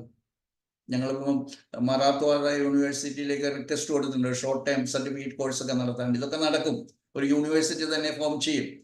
നമ്മുടെ കൂടെയുള്ള ഒരു യുവതലമുറ നാളെ കഴിഞ്ഞ് 12-ാം തീയതി കോയമ്പത്തൂരിൽ, ഡൽഹിയിലുള്ള ഒരു ആക്ടിവിസ്റ്റ് ആണ് എന്ന് വേണമെങ്കിൽ പറയാം. GSK പ്രചരിപ്പിക്കാൻ വേണ്ടിയിട്ട് കോയമ്പത്തൂർ വരുവാണ്. ഒരു 3-4 ദിവസം അവിടെ സ്റ്റേ ചെയ്തിട്ട് ബോധവൽക്കരണ പരിപാടികളൊക്കെ. അങ്ങനെ വളരെ വളരെ ഒരു വൈൽഡ് ഫയർ പോലെ സ്പ്രെഡ് ആയിക്കൊണ്ടിരിക്കും. ഞാൻ ചുരുക്കമായിട്ട് 5 ബയോളജിക്കൽ ലോസിനെ കുറിച്ച് പറയാം. ഒന്നാമത്തെ ഇതാണ്, വളരെ വിശദീകരിക്കുന്നില്ല, നിങ്ങൾക്കെല്ലാം പോയി വായിക്കാവുന്നത് മാത്രമേ ഉള്ളൂ. അതായത് സൈക്കിക്, അതിനേക്കാളും നല്ല ബയോളജിക്കൽ കോൺഫ്ലിക്ട്സ് കൊണ്ട് മാത്രമേ ഒരു രോഗം കിക്ക് സ്റ്റാർട്ട് ചെയ്യത്തുള്ളൂ, അല്ലെ ട്രിഗർ ചെയ്യത്തുള്ളൂ. അതിലൂടെ മാത്രമേ അത് സ്റ്റാർട്ട് ചെയ്യത്തുള്ളൂ. അതിന് 3 എക്സെപ്ഷൻസ് ഉണ്ട്. One is trauma. ഒരു ഇഞ്ചുറി നടക്കുന്നതിന് ഒരു സൈക്കിക് കോൺഫ്ലിക്റ്റ് വേണമെന്ന് നിർബന്ധമില്ല. പക്ഷെ രഹസ്യമായിട്ട് ഡോക്ടർ പ്രഫുൽ വിജേക്കർ അദ്ദേഹത്തിന്റെ ക്ലാസ്സിൽ പറഞ്ഞിട്ടുണ്ട്, നിങ്ങളുടെ ഒരു ബോഡി പാർട്സ് ഇഞ്ചേർഡ് ആണെങ്കിൽ, നടുവ് ഒടിഞ്ഞു അല്ലെങ്കിൽ ഇടത് ഫീമർ ഒടിഞ്ഞു, ലെഫ്റ്റ്, അതിന് കൃത്യമായിട്ടുള്ള ബയോളജിക്കൽ റീസൺ ഉണ്ട്. നിങ്ങൾ അമ്മയായിട്ട് പിണങ്ങിയിട്ടാണ് പോയെങ്കിൽ നിങ്ങളുടെ ആക്സിഡന്റ് വന്നു കഴിഞ്ഞാൽ നിങ്ങളുടെ ഇടത് വശത്തെ എല്ല് പൊട്ടും. കാരണം left side is mother and child side, right side is partner side എന്ന് GHK ആണ് അദ്ദേഹത്തെ എന്നെയും പഠിപ്പിച്ചത്. അപ്പൊ അദ്ദേഹം പറഞ്ഞു, പക്ഷെ ഞാൻ രോഗികളോടൊന്നും പറയാറില്ല, വളരെ ക്ലോസ് ആയിട്ടുള്ളവരോട് പറയും, നിങ്ങളുടെ നടുവിന് ഒടിഞ്ഞു അല്ലേ. അപ്പോൾ എന്തുകൊണ്ടാണ്? ഞാൻ തന്നെ എൻ്റെ എക്സാമ്പിൾ പറയുകയാണെങ്കിൽ, ഞാൻ ഈ GHK ഒക്കെ പഠിപ്പിക്കാൻ പറഞ്ഞപ്പോൾ എൻ്റെ ഫാമിലിയിൽ നിന്ന് സപ്പോർട്ടില്ല. എൻ്റെ മോള് ഹോമിയോ ഡോക്ടറാണ്, വൈഫ് ഹോമിയോ ഡോക്ടറാണ്, അവരുടെ അടുത്തൊന്നും പോലും സപ്പോർട്ടില്ല. അതുകൊണ്ട് ദിവസം ഞാൻ മലന്നടിച്ച് വീണു, എൻ്റെ ലംബാർ റീജിയനിൽ ഫ്രാക്ചർ ഉണ്ടായി.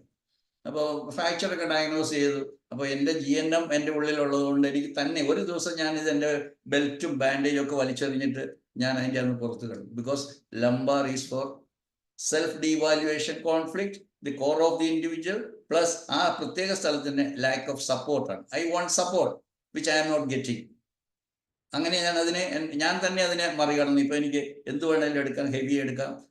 ഞാനൊരു പ്രായം കുറഞ്ഞ ആളല്ല, 72 ഇയേഴ്സ് ആയിട്ടുള്ള ആളാണ്. I don't have any disease എന്ന് എനിക്ക് ധൈര്യമായിട്ട് പറയാൻ പറ്റും. പക്ഷെ എൻ്റെ ഇന്നലെ ഒരു സുഹൃത്തിനെ വിളിച്ചു, റീസൺ ഞാൻ സ്ട്രോക്ക് അടിച്ച് കിടക്കുക. വേറൊരാൾ പറഞ്ഞു, അങ്ങനെ ഞാൻ പറയുന്നില്ല, അതൊക്കെ വ്യക്തിപരമായിട്ടുള്ള കാര്യമാണ്. അതൊക്കെ കേൾക്കുമ്പോൾ സങ്കടമാണ്. ഡയബറ്റീസ് മരുന്ന് കഴിക്കുന്ന ഹോമിയോ, എന്ത് ഡയബറ്റീസ് മരുന്ന് കഴിക്കും? ഡയബറ്റീസ് എന്താണെന്ന് അറിയത്തില്ല. It is a resistance conflict for a male. Female ആണെങ്കിൽ സ്കെയർ ഡിസ്ഗസ്റ്റ് കോൺഫ്ലിക്റ്റ്. അപ്പൊ എന്തുകൊണ്ടാണ് ഒരാൾക്ക് ബ്ലഡ് ഷുഗർ കൂടുന്നു? അറിയത്തില്ല. പക്ഷെ നമ്മളെല്ലാവരും ഡയബറ്റീസ് പഠിപ്പിക്കും. ഇപ്പൊ നമ്പർ 2, 5 ബയോളജിക്കൽ നമ്പർ 2 പറയുകയാണെങ്കിൽ, എവറി ഡിസീസ് ഹാസ് ഗോട്ട്, അല്ലെങ്കിൽ ദി ഹോൾ പ്രോഗ്രാം, നമ്മൾ പ്രോഗ്രാം എന്നാണ് പറയുന്നത്, അതിന് സിഗ്നിഫിക്കൻറ്റ് ബയോളജിക്കൽ സ്പെഷ്യൽ പ്രോഗ്രാം എന്ന് പറയുന്നത് SBS. It has got 2 aspects. One is from the DHS ഞങ്ങൾ വിളിക്കും, ജർമ്മൻ ന്യൂ മെഡിസിനിൽ അല്ലെങ്കിൽ GHKയിൽ. DHS is the time when the particular psychic conflict triggered or kick started the whole program. അതിനാണ് പറയുന്നത് DHS. അതിനുശേഷം അത് resolve ചെയ്യുന്ന വരെയുള്ള സമയമാണ് conflict activity. So majority or there are many very many symptoms which are happening during the conflict active phase, and once it is healed, repaired or resolved, there are subsequent symptoms which we call healing symptoms, repairing symptoms. അപ്പൊ ഇങ്ങനെ മാത്രമാണ് എല്ലാത്തിൻ്റെയും conflict ആക്ടിവിറ്റീസിൽ കുറച്ച് symptoms ഉണ്ടാവും, healing ഫേസിൽ കുറച്ച് symptoms. Healing ഫേസിൽ ഒരു വളരെ ഇമ്പോർട്ടൻ്റ് ഒരു ഫിനോമിന ഉണ്ട്, എപ്പിലെപ്റ്റോഡ് ക്രൈസിസ്. ഒരു ചുമയുണ്ടാകുന്ന ഹീലിംഗിലാണ് എപ്പിലെപ്റ്റോഡ് ക്രൈസിസ്. എപ്പിലെപ്സി എന്തുകൊണ്ടുണ്ടാകുന്നത് ഞാൻ പറയുമ്പോൾ വീണ്ടും വീണ്ടും ഇത് പറയുമ്പോഴത്തേക്ക് ആരും എന്നോട് ദേഷ്യം പിടിക്കരുത്. ഒരു ഹോമിയോ ഡോക്ടർക്കും അറിയത്തില്ല വാട്ട് ഈസ് ബ്രെയിൻ ട്യൂമർ എന്നുള്ളത് അറിയത്തില്ല. നമ്മൾ ആസ്ട്രോസൈറ്റോമ അല്ലെങ്കിൽ ഗ്ലയോമ എന്നൊക്കെ പറയും. Why it happens nobody knows. എന്തിനാണ് ഒരു തലവേദന എന്തുകൊണ്ടുണ്ടാകുന്നതെന്ന് അറിയത്തില്ല. ദേഷ്യം തോന്നരുത്, തലവേദന. എനിക്ക് പ്രയോണിയ ഉണ്ട്, സ്ട്രമോണിയ അല്ല ബെൽഡോണിയ ഉണ്ട്, ഗ്ലോണൈൻ ഉണ്ട്, ഞാനത് കൊടുക്കും, തലവേദന കുറയ്ക്കും. ഇല്ലെന്ന് എന്തുകൊണ്ട് എനിക്ക് തലവേദന ഉണ്ടായെന്ന് അറിയണ്ടേ? ഇത് ബ്രെയിൻ ആണ്. അതായത് ഇതിനെ കുറിച്ച് ഞാൻ പറയാൻ പറഞ്ഞു. Most important thing is mind, brain, body. ഇത് സിങ്ക്രോണിസിറ്റി ആണ്. നമ്മളൊന്നും ബോഡി അല്ല. ഇപ്പം എൻ്റെ ക്ലാസ്സിൽ ഞാൻ ഏത് കേസ്, അത് ക്യാൻസർ ആയിക്കോട്ടെ, ഏത് കേസ് വന്നു കഴിഞ്ഞാൽ എൻ്റെ ആദ്യത്തെ ഞാൻ അവർ പറയുന്ന പ്രസൻറ്റിങ് സിംറ്റംസ് മുഴുവൻ റെക്കോർഡ് ചെയ്തതിന് ശേഷം I will go for a class. ഈ ക്ലാസ്സിലാണ് ഞാൻ അവരെവിടെ mind is different, body is different, but you are not body.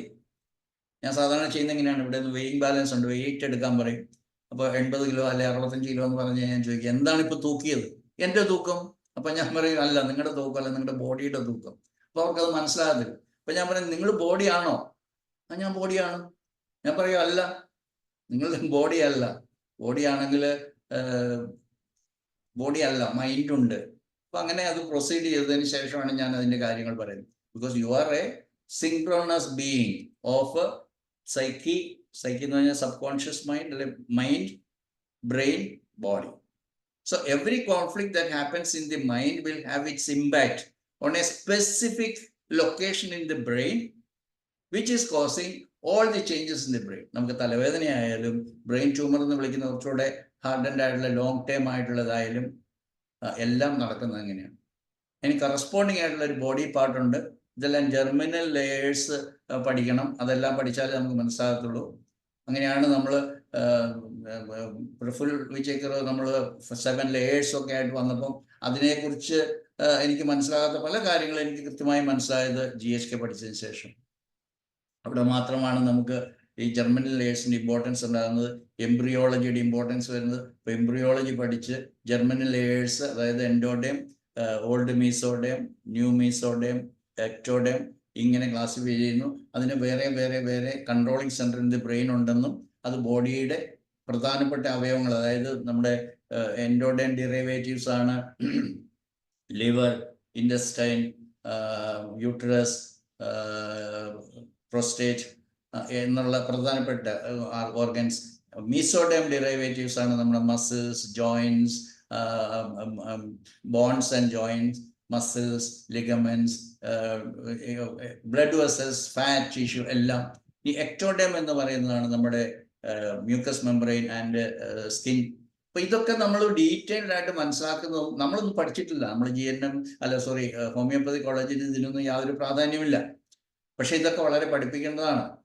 എനിക്ക് ഭാഗ്യം കൊണ്ട് ഞാൻ NIH പഠിച്ചതുകൊണ്ട് അവിടുന്ന് ഒരു ഫുൾ പേപ്പറായിരുന്നു എംബ്രിയോളജി. അതുകൊണ്ട് കുറച്ച് കാര്യങ്ങൾ അവിടുന്ന് മനസ്സിലായി ഇത് പറഞ്ഞപ്പോഴത്തേക്ക്. അതുകൊണ്ട് ഞാൻ വളരെ ഹാപ്പിയാണ്.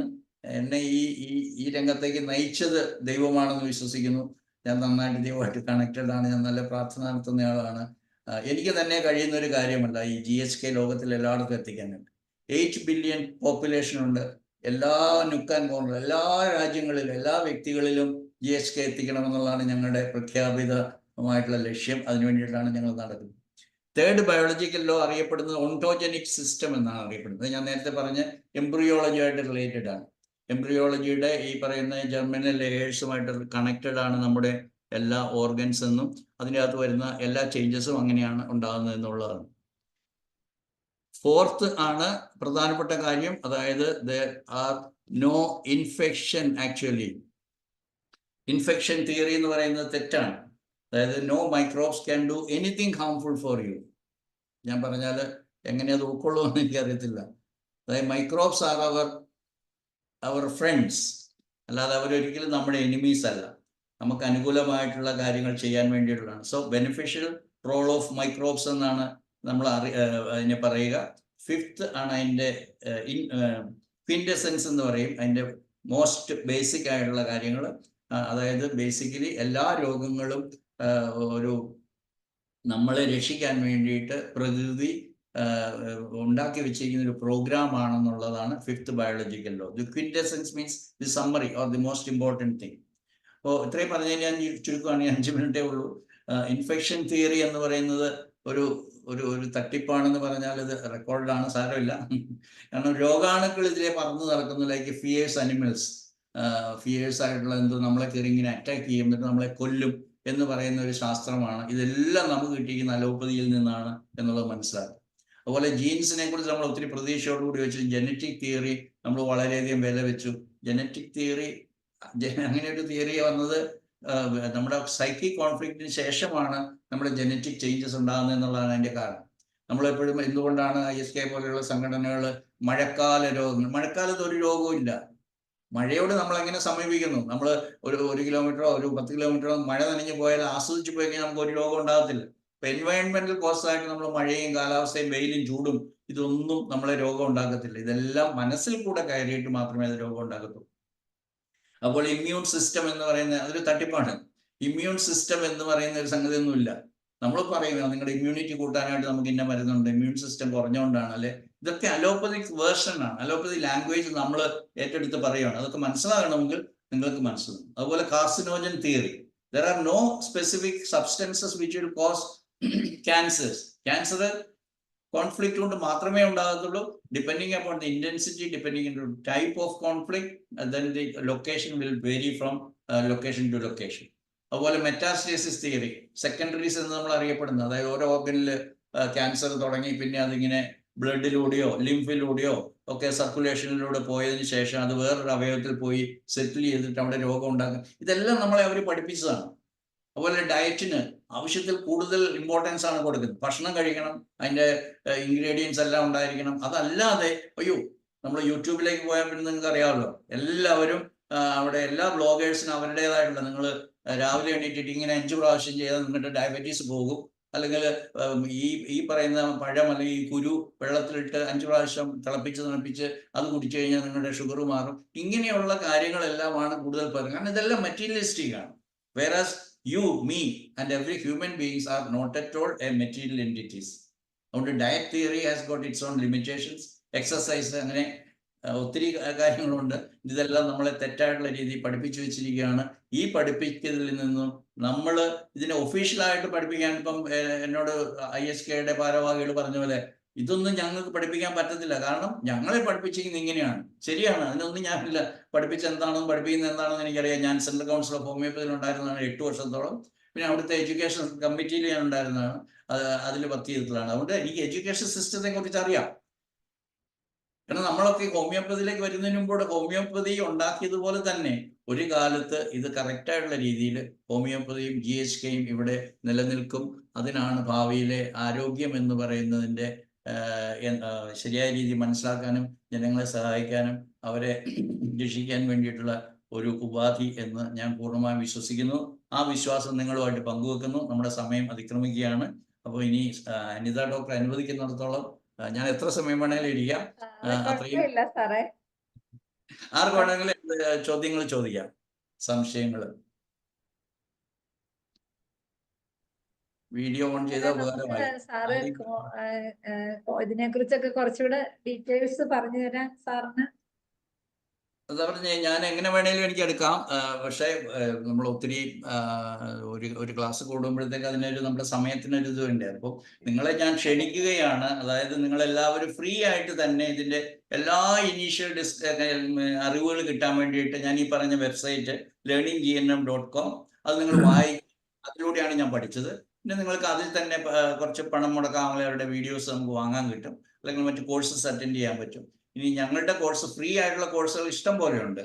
അതെല്ലാം ഞാൻ പറഞ്ഞ 81 വീഡിയോസ് ഉണ്ട്. അതെല്ലാം കാണുമ്പോഴത്തേക്ക് തന്നെ നിങ്ങൾക്ക് കിട്ടും. പിന്നെ 440 ഓഡിയോ ക്ലിപ്സ് ഉണ്ട്. അതെല്ലാം ഫ്രീ ആണ്. നമ്മൾ ഇതിന്റെ ടെക്നോളജി കൊണ്ടുപോകാൻ വേണ്ടി ചെറിയ നോമിനൽ, നിങ്ങൾക്ക് അറിയാമല്ലോ, 1 വർഷത്തേക്ക് 2000 രൂപ എന്ന് പറഞ്ഞു കഴിഞ്ഞാൽ നമുക്ക്, ഞാൻ പറയുന്നില്ല, അനിത ഡോക്ടർക്കൊക്കെ അറിയാം, നമ്മൾ പ്രിഡിക്റ്റീവിനൊക്കെ എത്ര ആയിരങ്ങളാണ് നമ്മൾ കൊടുക്കുന്നതെന്നൊക്കെ അറിയാം. അതുകൊണ്ട് ഇത് വളരെ മിനിമം ആണ്. അപ്പോൾ സാമ്പത്തികത്തെ കുറിച്ചല്ല പറയുന്നത്, നമുക്ക് ഈ ടെക്നോളജി ഓടിക്കണം, നമുക്ക് വെബ്സൈറ്റ് വേണം, അത് മെയിൻറ്റെയിൻ ചെയ്യണം, അല്ലെങ്കിൽ ഇതൊക്കെ ടെക്നിക്കൽ ടീമിന് പൈസ കൊടുക്കണം, അങ്ങനെയുള്ളതിന് മാത്രമാണ്, അല്ലാതെ ഒരു നയ പൈസയും ഇതിനെ കൂടെ ലാഭം ഉണ്ടാക്കാനായിട്ട് നമുക്കില്ല. യെസ്, പറഞ്ഞു ഡോക്ടറെ. ഞാൻ ചങ്ങനാശ്ശേരി നിന്നാണ്. പറയണ്ട സാർ, അയ്യോ അത് വളരെ ക്രൂരമായി പോകും. ജോർജ്, അതാ പറഞ്ഞ, ഇങ്ങനെ ഇൻട്രൊഡ്യൂസ് ചെയ്ത് കഴിഞ്ഞാൽ എനിക്ക് വിഷമം വരും. പറഞ്ഞോ. ഞാനൊരു കുറച്ച് മുമ്പ് ഒരു 8:45 ഞാൻ മീറ്റിങ്ങിൽ കയറിയത്. അപ്പൊ എനിക്കൊരു 1-2 കാര്യങ്ങൾ ചോദിക്കാനുണ്ട്. നമ്മള് മെഡിസിൻ കൊടുക്കുമ്പോൾ സിമിലിയർ അല്ല എങ്കിൽ തന്നെ മെഡിസിൻ കൊടുത്താൽ റിസൾട്ട് വരാറുണ്ട് അല്ലേ? കേൾക്കാമോ പറയുന്നത്? എന്താണ് റിസൾട്ട്? ഹലോ, പറഞ്ഞു, കേൾക്കാം ഡോക്ടറെ. നമ്മള് ഒരു സിമിലിയർ ആയിട്ട് സിമിലിമം അല്ലെങ്കിൽ തന്നെ നമ്മുടെ പ്രിസ്ക്രിപ്ഷനിൽ പ്രിസ്ക്രൈബ് ചെയ്ത് കഴിയുമ്പോൾ ആ പേഷ്യന്റിന് റിലീഫ് കിട്ടാറുണ്ട് പല കേസുകളിലും, അല്ലേ? അതുകൊണ്ടാണല്ലോ നമ്മള് എല്ലാവരുടെയും പ്രാക്ടീസ് ഇതേ രീതിയിലൊക്കെ കുറച്ചൊക്കെ മുന്നോട്ട് പോവുകയും പേഷ്യൻസിന് ബെറ്റർ ആയിട്ടും വരുന്നത് ആണല്ലോ. അപ്പൊ അതിനെ സംബന്ധിച്ച് ഡോക്ടർക്ക് എന്ത് പറയാനുണ്ട്? അതായത് ഞാൻ പറഞ്ഞ ഒരു ഭൂരിപക്ഷം കേസുകൾക്ക് നമ്മൾ ഒരു മരുന്നിന്റെ ആവശ്യമില്ല. You explain to the patient what is. നിങ്ങൾക്ക് റൈറ്റ് ഷോൾഡർ പെയിൻ ഉണ്ടാവും. എനിക്ക് നാളത്തേക്ക് ബുക്ക് ചെയ്തിരിക്കുന്ന ഒരു കേസ്, ഒരു പീഡിയാട്രീഷ്യൻ ആണ്. അവളുടെ 18 വയസ്സുള്ള പെൺകുട്ടിക്ക് frequent dislocation of the right shoulder ആണ്. 18 വയസ്സായ കുട്ടിയാണ്. അപ്പോൾ ഞങ്ങൾ 2-3 കാര്യങ്ങൾ ആ കേസ് വരുന്നതിന് മുമ്പേ തന്നെ ഞാൻ അസസ് ചെയ്യും, JSK പറയും. അതായത് right side is the represent partner side. അവൾക്ക് 18 വയസ്സാണ്, പാർട്ട്ണർ ഉണ്ടോ, റിലേഷൻഷിപ്പിലാണോ എന്നുള്ളത് അറിയണം. അപ്പോൾ എന്താണ് റൈറ്റ് സൈഡ്? പിന്നെ ഫാദറാണ്. അപ്പോൾ ഫാദറുമായിട്ടുള്ള റിലേഷൻഷിപ്പാണ് നമ്മൾ ഷോൾഡർ ടു ഷോൾഡർ എന്ന് പറയും, തോളോട് തോൾ ചേരുക എന്ന് പറയും. So that girl is not a good daughter for her father, or her father is not a good father for her. അത്രയും കാര്യം. അപ്പോൾ അതെന്തുകൊണ്ട് ഡിസ്ലൊക്കേഷൻ ഉണ്ടാകുന്നു? Because of 2 reasons. അവിടെയുള്ള ഫേഷ്യ അല്ലെങ്കിൽ അവിടെ ലിഗമെന്റ്സ്, അതിന് സെൽഫ് ഡീവാലുവേഷൻ കോൺഫ്ലിക്റ്റ് ഉണ്ടാകും. അപ്പോൾ ആ കാരണം നമുക്ക് കൃത്യമായിട്ട് അറിയാം. അത് പറഞ്ഞാൽ തന്നെ മതി, you have to improve your relationship with your father. ഇനി മാരീഡ് ആണ് അല്ലെങ്കിൽ ഒരു റിലേഷൻഷിപ്പ് ആണ്, അതായത് ബോയ് ഫ്രണ്ട് ഉണ്ട്, ഒരു ടോക്ക് കൊണ്ട് അത് കറക്റ്റ് ആകും എന്നുള്ളതാണ് പറയുന്നത്. ടോക്ക് കൊണ്ട് അവരെ കാര്യങ്ങൾ പറഞ്ഞ് മനസ്സിലാക്കി കഴിയുമ്പോൾ അവരുടെ ആ കോൺഫ്ലിക്റ്റ് അവിടെ കറക്റ്റ് ചെയ്യുമെന്നുള്ളതാണോ പറഞ്ഞത്? അത് തന്നെയല്ലേ ഡോക്ടറെ ഞാൻ പറഞ്ഞത്. അതായത് ആകാശത്തിലെ പക്ഷികൾ ഒന്നും രാവിലെ 7 മണിക്ക് പോയി ലാബറട്ടറി പോയി എന്നിട്ട് എൻ്റെ ബ്ലഡ് ഷുഗർ ഇന്ന് 213 ആണോ 210 ആണോ എന്ന് നോക്കുന്നില്ല. അതുപോലെ തന്നെ ബയോളജിക്കലി നമ്മളെ എല്ലാം ഈ ഭൂമിയിൽ സ്വയമേവ തന്നെ അസുഖങ്ങൾ മാറ്റാനായിട്ടാണ് നമ്മൾ വെച്ചിരിക്കുന്നത്. അസുഖങ്ങൾ എന്ന് പറയുന്ന സംഗതി ഉണ്ടെങ്കിൽ അപ്പോൾ നമ്മൾ എന്താണ് ചെയ്യേണ്ടത്? We should have a good relation with my father, mother, my children, etcetera etcetera. അവിടെ ഇല്ലാതെ വരുമ്പോഴത്തേക്കുമാണ് നമ്മൾ പാപത്തിൽ എന്ന് പറയും, അല്ലെങ്കിൽ we are not in the spirit of God എന്ന് പറയും. അങ്ങനെയുള്ള സമയത്ത് നമ്മൾ വിൽ ബിക്കം സിക്ക്, അല്ലെങ്കിൽ ആരും മരിക്കത്തില്ലല്ലോ. അങ്ങനെയാണ് രോഗങ്ങളുടെ ലക്ഷണങ്ങൾ ഉണ്ടാകുന്നത്. ആ സമയത്ത് ഈ ടോക്ക് എന്ന് പറയുന്നതല്ല, that is the expertise of an therapist. നമ്മൾ തെറാപ്പിയാണ്, ഇറ്റ് ഈസ് ദ തെറാപ്പി. ഇനി അതിൻ്റെ കൂടെ ഓർത്തോളുക, ഞാൻ 100% ഓഫ് ദി കേസസിൽ ഞാൻ ഹോമിയോപ്പതി മെഡിസിൻ കൊടുക്കുന്ന ആളാണ്, അല്ലാതെ ഈ ടോക്ക് കൊണ്ടൊന്നും മാത്രം നിർത്താറില്ല. I can identify, categorize, yes, this patient is purely sorry. പ്രിഡിക്റ്റീവിന്റെ ഭാഗമായിട്ടല്ലേ ഇപ്പൊ ഈ പറഞ്ഞു വന്നത്? പ്രിഡിക്റ്റീവായിട്ടുള്ള ബന്ധപ്പെടുത്തിയാണല്ലോ പ്രിഡിക്റ്റീവ് ഹോമിയോപ്പതി. പ്രഫുൽ വിജയക്കറിന്റെ നമ്മളെ ആ ഒരു ലെവലിലേക്ക് പറയുന്നതാണല്ലോ ഡോക്ടർ ഇപ്പം ഈ പറഞ്ഞു വെച്ചിരിക്കുന്നത്, അല്ലേ? അതാണല്ലോ ഇപ്പൊ ആക്ച്വലി പറഞ്ഞത്. ഹോമിയോപ്പതിയില് ഈ പറയുന്ന സൈഡ് അഫിനിറ്റി വെച്ചാണല്ലോ പറയുന്നത്. സൈഡ് അഫിനിറ്റി ഓരോ സൈഡില് അഫക്റ്റ് ചെയ്യാനുള്ള കാരണം ഇന്നതാണ്, അല്ലേ? അങ്ങനെയാണല്ലോ നമ്മൾ ആ പ്രിഡിക്റ്റീവിന്റെ പുസ്തകത്തിന്റെ ആ ടെക്സ്റ്റ് കൂടെ പോകുമ്പോഴത്തേന് പല കേസിലും മനസ്സിലാകുന്നുണ്ട്, അല്ലേ? അതെ. അപ്പം ഈ ആക്ച്വലി ഡിഫറൻസ് എന്ന് പറയുന്നത് എന്താണെന്ന് എനിക്ക് അവിടെയും പിടികിട്ടാത്തത്. ഏത് ഡിഫറൻസ്? ഈ ഹോമിയോപ്പതിയിലെ ആ ഡിഫറൻസും ഈ GNM-ലെ ഡിഫറൻസും തമ്മിലുള്ള ഇപ്പൊ ഡോക്ടറെ നമ്മളിപ്പോ റൈറ്റ് സൈഡ്, മെഡിസിൻ കൊടുക്കുന്നു, നമ്മൾ ഇതിനകത്ത് മെഡിസിൻ കൊടുക്കുന്നില്ല, അതാണോ? Right side remedies left side remedies ഒക്കെ നമ്മൾ പഠിച്ചിട്ടുണ്ട്. അതുകൊണ്ട് lycopodium is right side, lachesis left side, ഇത് നമ്മൾ കുറെ മെഡിസിൻസ് കാറ്റഗറൈസ് ചെയ്ത് പഠിച്ചിട്ടുണ്ട്. പക്ഷെ എന്തുകൊണ്ട് ലെഫ്റ്റ് സൈഡിലുള്ള പ്രോമിനൻസ് ഈ പർട്ടിക്കുലർ, അത് ലെഫ്റ്റ് ഹാൻഡഡ് പേഴ്സണും റൈറ്റ് ഹാൻഡഡ് പേഴ്സണും ഡിഫറെന്റ് ആണ്, ഓപ്പോസിറ്റ് ആണ്. അതൊക്കെ നമ്മുടെ ബ്രെയിൻ വയറിങ്ങിന്റെ പ്രത്യേകത കൊണ്ടാണ്. അതുകൊണ്ട് പാർഷ്യലായിട്ട് നമ്മൾ സൈഡ് അഫിനിറ്റി അങ്ങനെ പറഞ്ഞാൽ പറ്റത്തില്ല, ഇതിന്റെ മുഴുവനും പഠിക്കണം. It's a big university doctor. അല്ല, നമ്മൾ ഒരു ക്ലാസ് കൊണ്ട് തീരുന്ന കാര്യമല്ല. അതുകൊണ്ടാണ് അനിത ഡോക്ടറോട് ഞാൻ പറയുന്നത്, ഞാൻ ഇതിൻ്റെ അകത്ത് class, because I M already taking classes എല്ലാ, ഞാനിത് ക്ലാസ് അറേഞ്ച് ചെയ്യുന്നു, ഓർഗനൈസ് ചെയ്യുന്നു. അപ്പം കഴിഞ്ഞ ആഴ്ച നമ്മൾക്ക് ഫിലിപ്പൈൻസിൽ നിന്നുള്ള ഒരു ലേഡിയാണ് എടുത്തത്. അടുത്ത ആഴ്ച നമ്മുടെ തന്നെ കേരളത്തിലുള്ള ഒരു ഡോക്ടർ സുമയ്യ അലൻസാർ. എനിക്കൊരു ഡൗട്ട് കൂടി ചോദിക്കട്ടെ. അതായത് ഹസാർഡസ് ആയിട്ടുള്ള ചില സബ്സ്റ്റൻസുകളൊക്കെ ഉണ്ടല്ലോ, അത് അഫക്റ്റ് ചെയ്താൽ നമുക്ക് അതിന്റെ എഫക്റ്റ് വരത്തില്ല. 3 കാര്യങ്ങൾ പറഞ്ഞു. അതായത് സൈക്കിക് കോസസ് ഇല്ലാത്ത 3 കാര്യങ്ങൾ പറഞ്ഞു തുടങ്ങിയപ്പോൾ എൻ്റെ ശ്രദ്ധ വേറെ ഡൈവേർട്ട് ചെയ്തു. ഞാൻ അതിൻ്റെ അകത്ത് ആക്സിഡൻസ് മാത്രമേ പറഞ്ഞു. ആക്സിഡൻസ്, ട്രോമ, ഫാൾ, ഇഞ്ചുറി അല്ലെങ്കിൽ ബേൺ, ഇങ്ങനെയുള്ളതല്ല നമ്പർ 1. നമ്പർ 2 ആണ് ഡോക്ടർ ഇപ്പോൾ പറഞ്ഞ ഹസാർഡസ് ആയിട്ടുള്ള സബ്സ്റ്റൻസസിനെ കുറിച്ചുള്ള കാര്യങ്ങൾ. അതിന് ടോക്സിൻ എന്ന് പറയും. അതായത് സം ടോക്സിക് സബ്സ്റ്റൻസസ് നമ്മുടെ ഉള്ളിൽ ചെന്ന് കഴിഞ്ഞാൽ there will be so many symptoms, but they are not diseases. Diseases എന്ന് പറയുമ്പോൾ നാച്ചുറൽ ഡിസീസസ് ആണ്. നമ്പർ 3 ആണ് മാൾന്യൂട്രീഷൻ. അവിടെയാണ് നമ്മളെ ഒരു particular ingredient of our nutrients എന്ന് നമ്മുടെ ബോഡിയിലേക്ക് ആവശ്യത്തിന് ചെന്നില്ല. For example, I have not taken water. Simple water ഞാൻ ഉച്ചയ്ക്ക് മുതൽ കഴിച്ചിട്ടില്ല. I will feel giddy, I will feel tired, weakness. പക്ഷെ ഒരു ബോട്ടിൽ വെള്ളം കുടിക്കുമ്പോഴത്തെ I will be okay. So that is not a disease. ഈ 3 കാറ്റഗറൈസ് ഓർത്തോളുക. ട്രോമ, ഇത് ആക്ച്വലി ഡിസീസ് ആയിട്ടുള്ള ഒരു കണ്ടീഷനെ ഇത് വർക്ക് ചെയ്യത്തുള്ളൂ, അല്ലേ?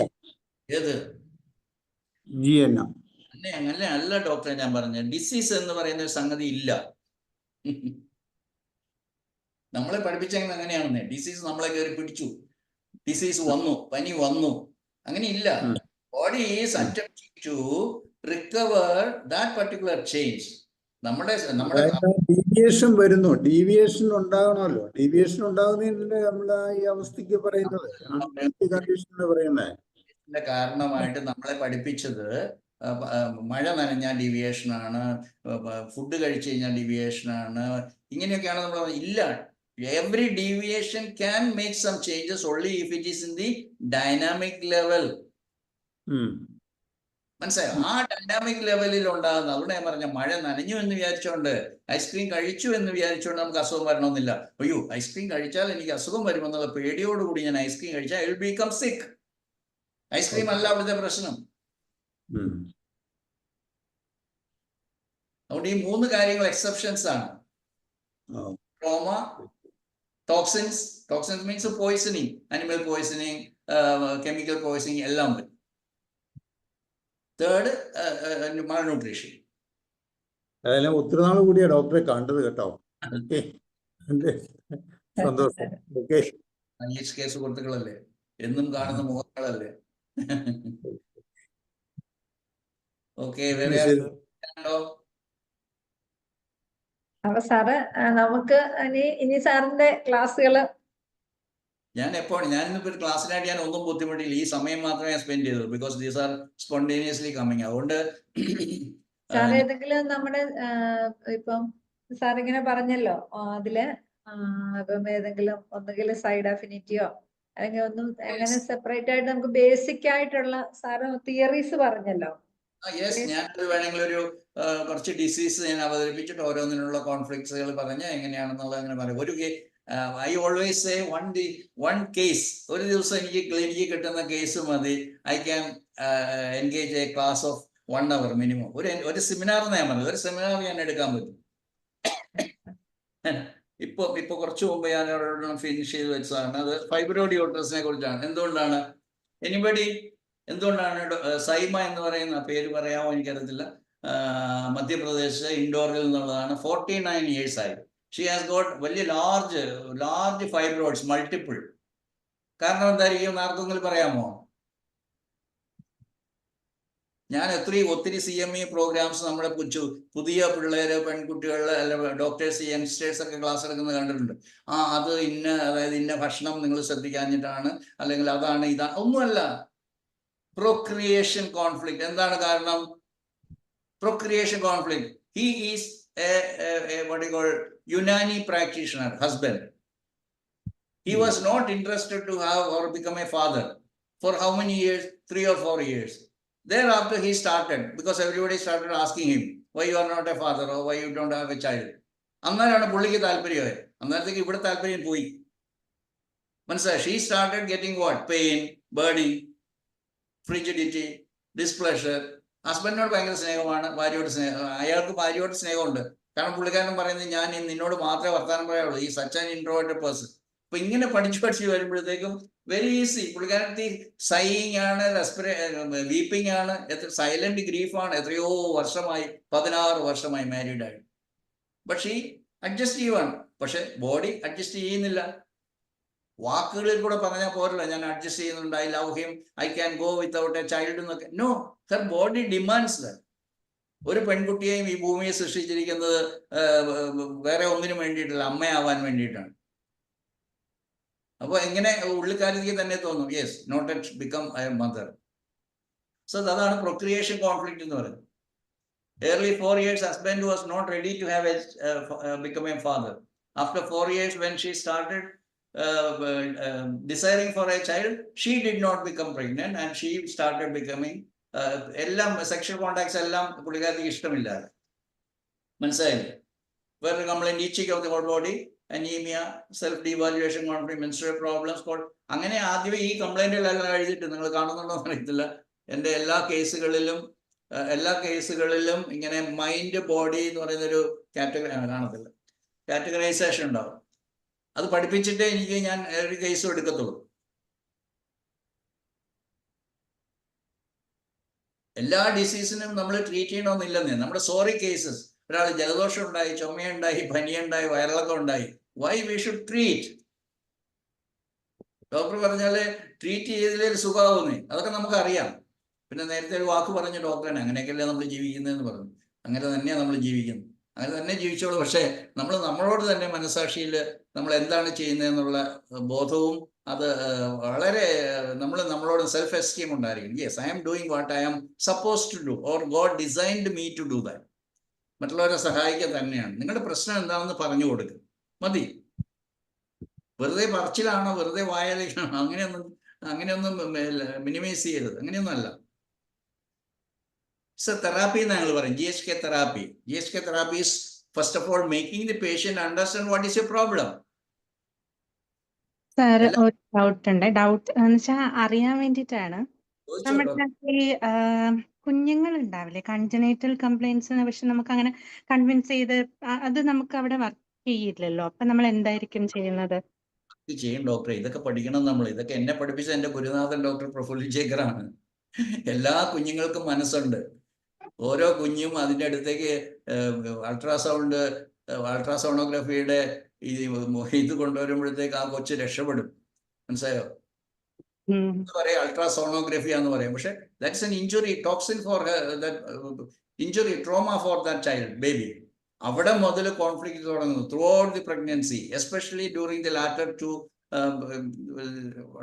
ട്രൈമസ്റ്റേഴ്സ്. അതിനെക്കുറിച്ച് ഒത്തിരി ഡിസ്പ്യൂട്ട് ഉണ്ട്. എത്രാം ദിവസമാണ്? 84 days ആണ് ഒരു ഫസ്റ്റ് ട്രൈമസ്റ്റർ തീരുന്നത്. ചിലർ പറയും 73 daysലാണ് ആത്മാവ് വരുന്നത്, അല്ലെ മനസ്സ് തുടങ്ങുന്നത് എന്നൊക്കെ പറയും. അന്ന് മുതലേ 18 വയസ്സ് വരെ ഒരാൾ influenced by the mother conflict ആണ് ഡോക്ടർ അയ്യ. ആ കുട്ടി അമേരിക്കയിൽ ജീവിച്ചോട്ടെ, അമ്മ എവിടെ ഇരുന്നോട്ടെ, ആ കുട്ടിയെ ബാധിക്കുക, അല്ലെ കുട്ടിയുടെ കോൺഫ്ലിക്റ്റുകൾ മദറെ ബാധിക്കും. എത്ര ഉദാഹരണങ്ങൾ, അങ്ങനെ ഉദാഹരണമല്ല, എല്ലാ കേസുകളും അങ്ങനെ തന്നെയാണ് നമ്മൾ വർക്ക് ചെയ്യുന്നത്. ഓട്ടിസ്റ്റിക് സ്പെക്ട്രം ഡിസോർഡർ ആയിക്കോട്ടെ, മംഗോളിസം ആയിക്കോട്ടെ, ബിഹേവിയറൽ പ്രോബ്ലംസ് ആയിക്കോട്ടെ, ടെമ്പർ ടാൻട്രംസ്, അല്ലെങ്കിൽ എല്ലാം, സ്റ്റഡി പ്രോബ്ലം, ലേണിംഗ് ഡിസബിലിറ്റി. പേരുകൾ ഒത്തിരി ഉണ്ട് നമുക്ക് കൊടുക്കാനായിട്ട്. ഓരോ ദിവസവും അമേരിക്കയിൽ എവിടെയെങ്കിലും ഇരുന്ന് ഒരുത്തന്നെ ഒരു പുതിയ പേര് കൊണ്ടുവരും.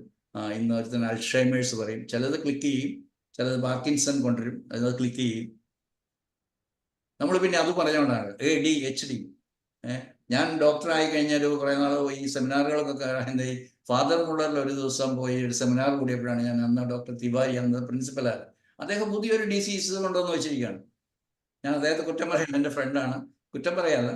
അദ്ദേഹം പറഞ്ഞ ADHD എന്താ, attention deficit hyper active disorder.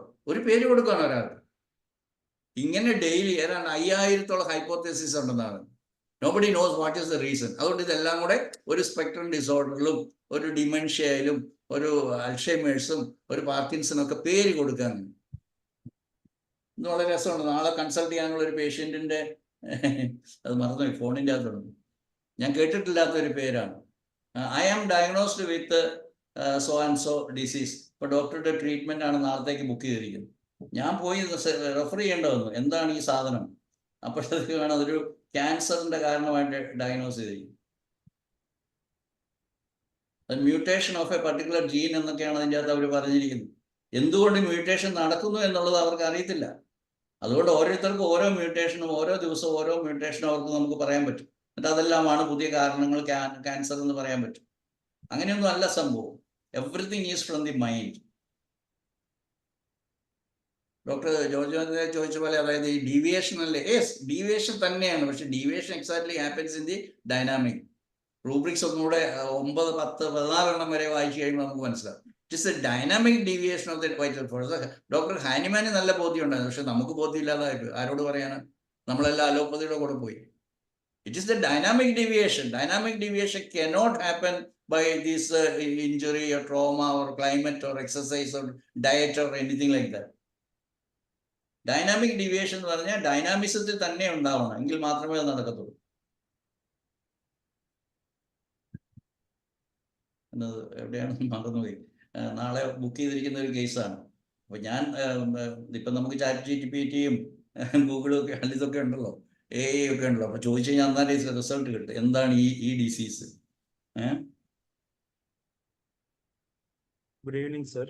Good evening, പറയൂ ശിവശങ്കരൻ സർ. ഞാൻ പാലക്കാട് നിന്നുള്ള ഡോക്ടർ ശിവശങ്കരൻ. ഒരു സ്റ്റുഡന്റ് ആണ്.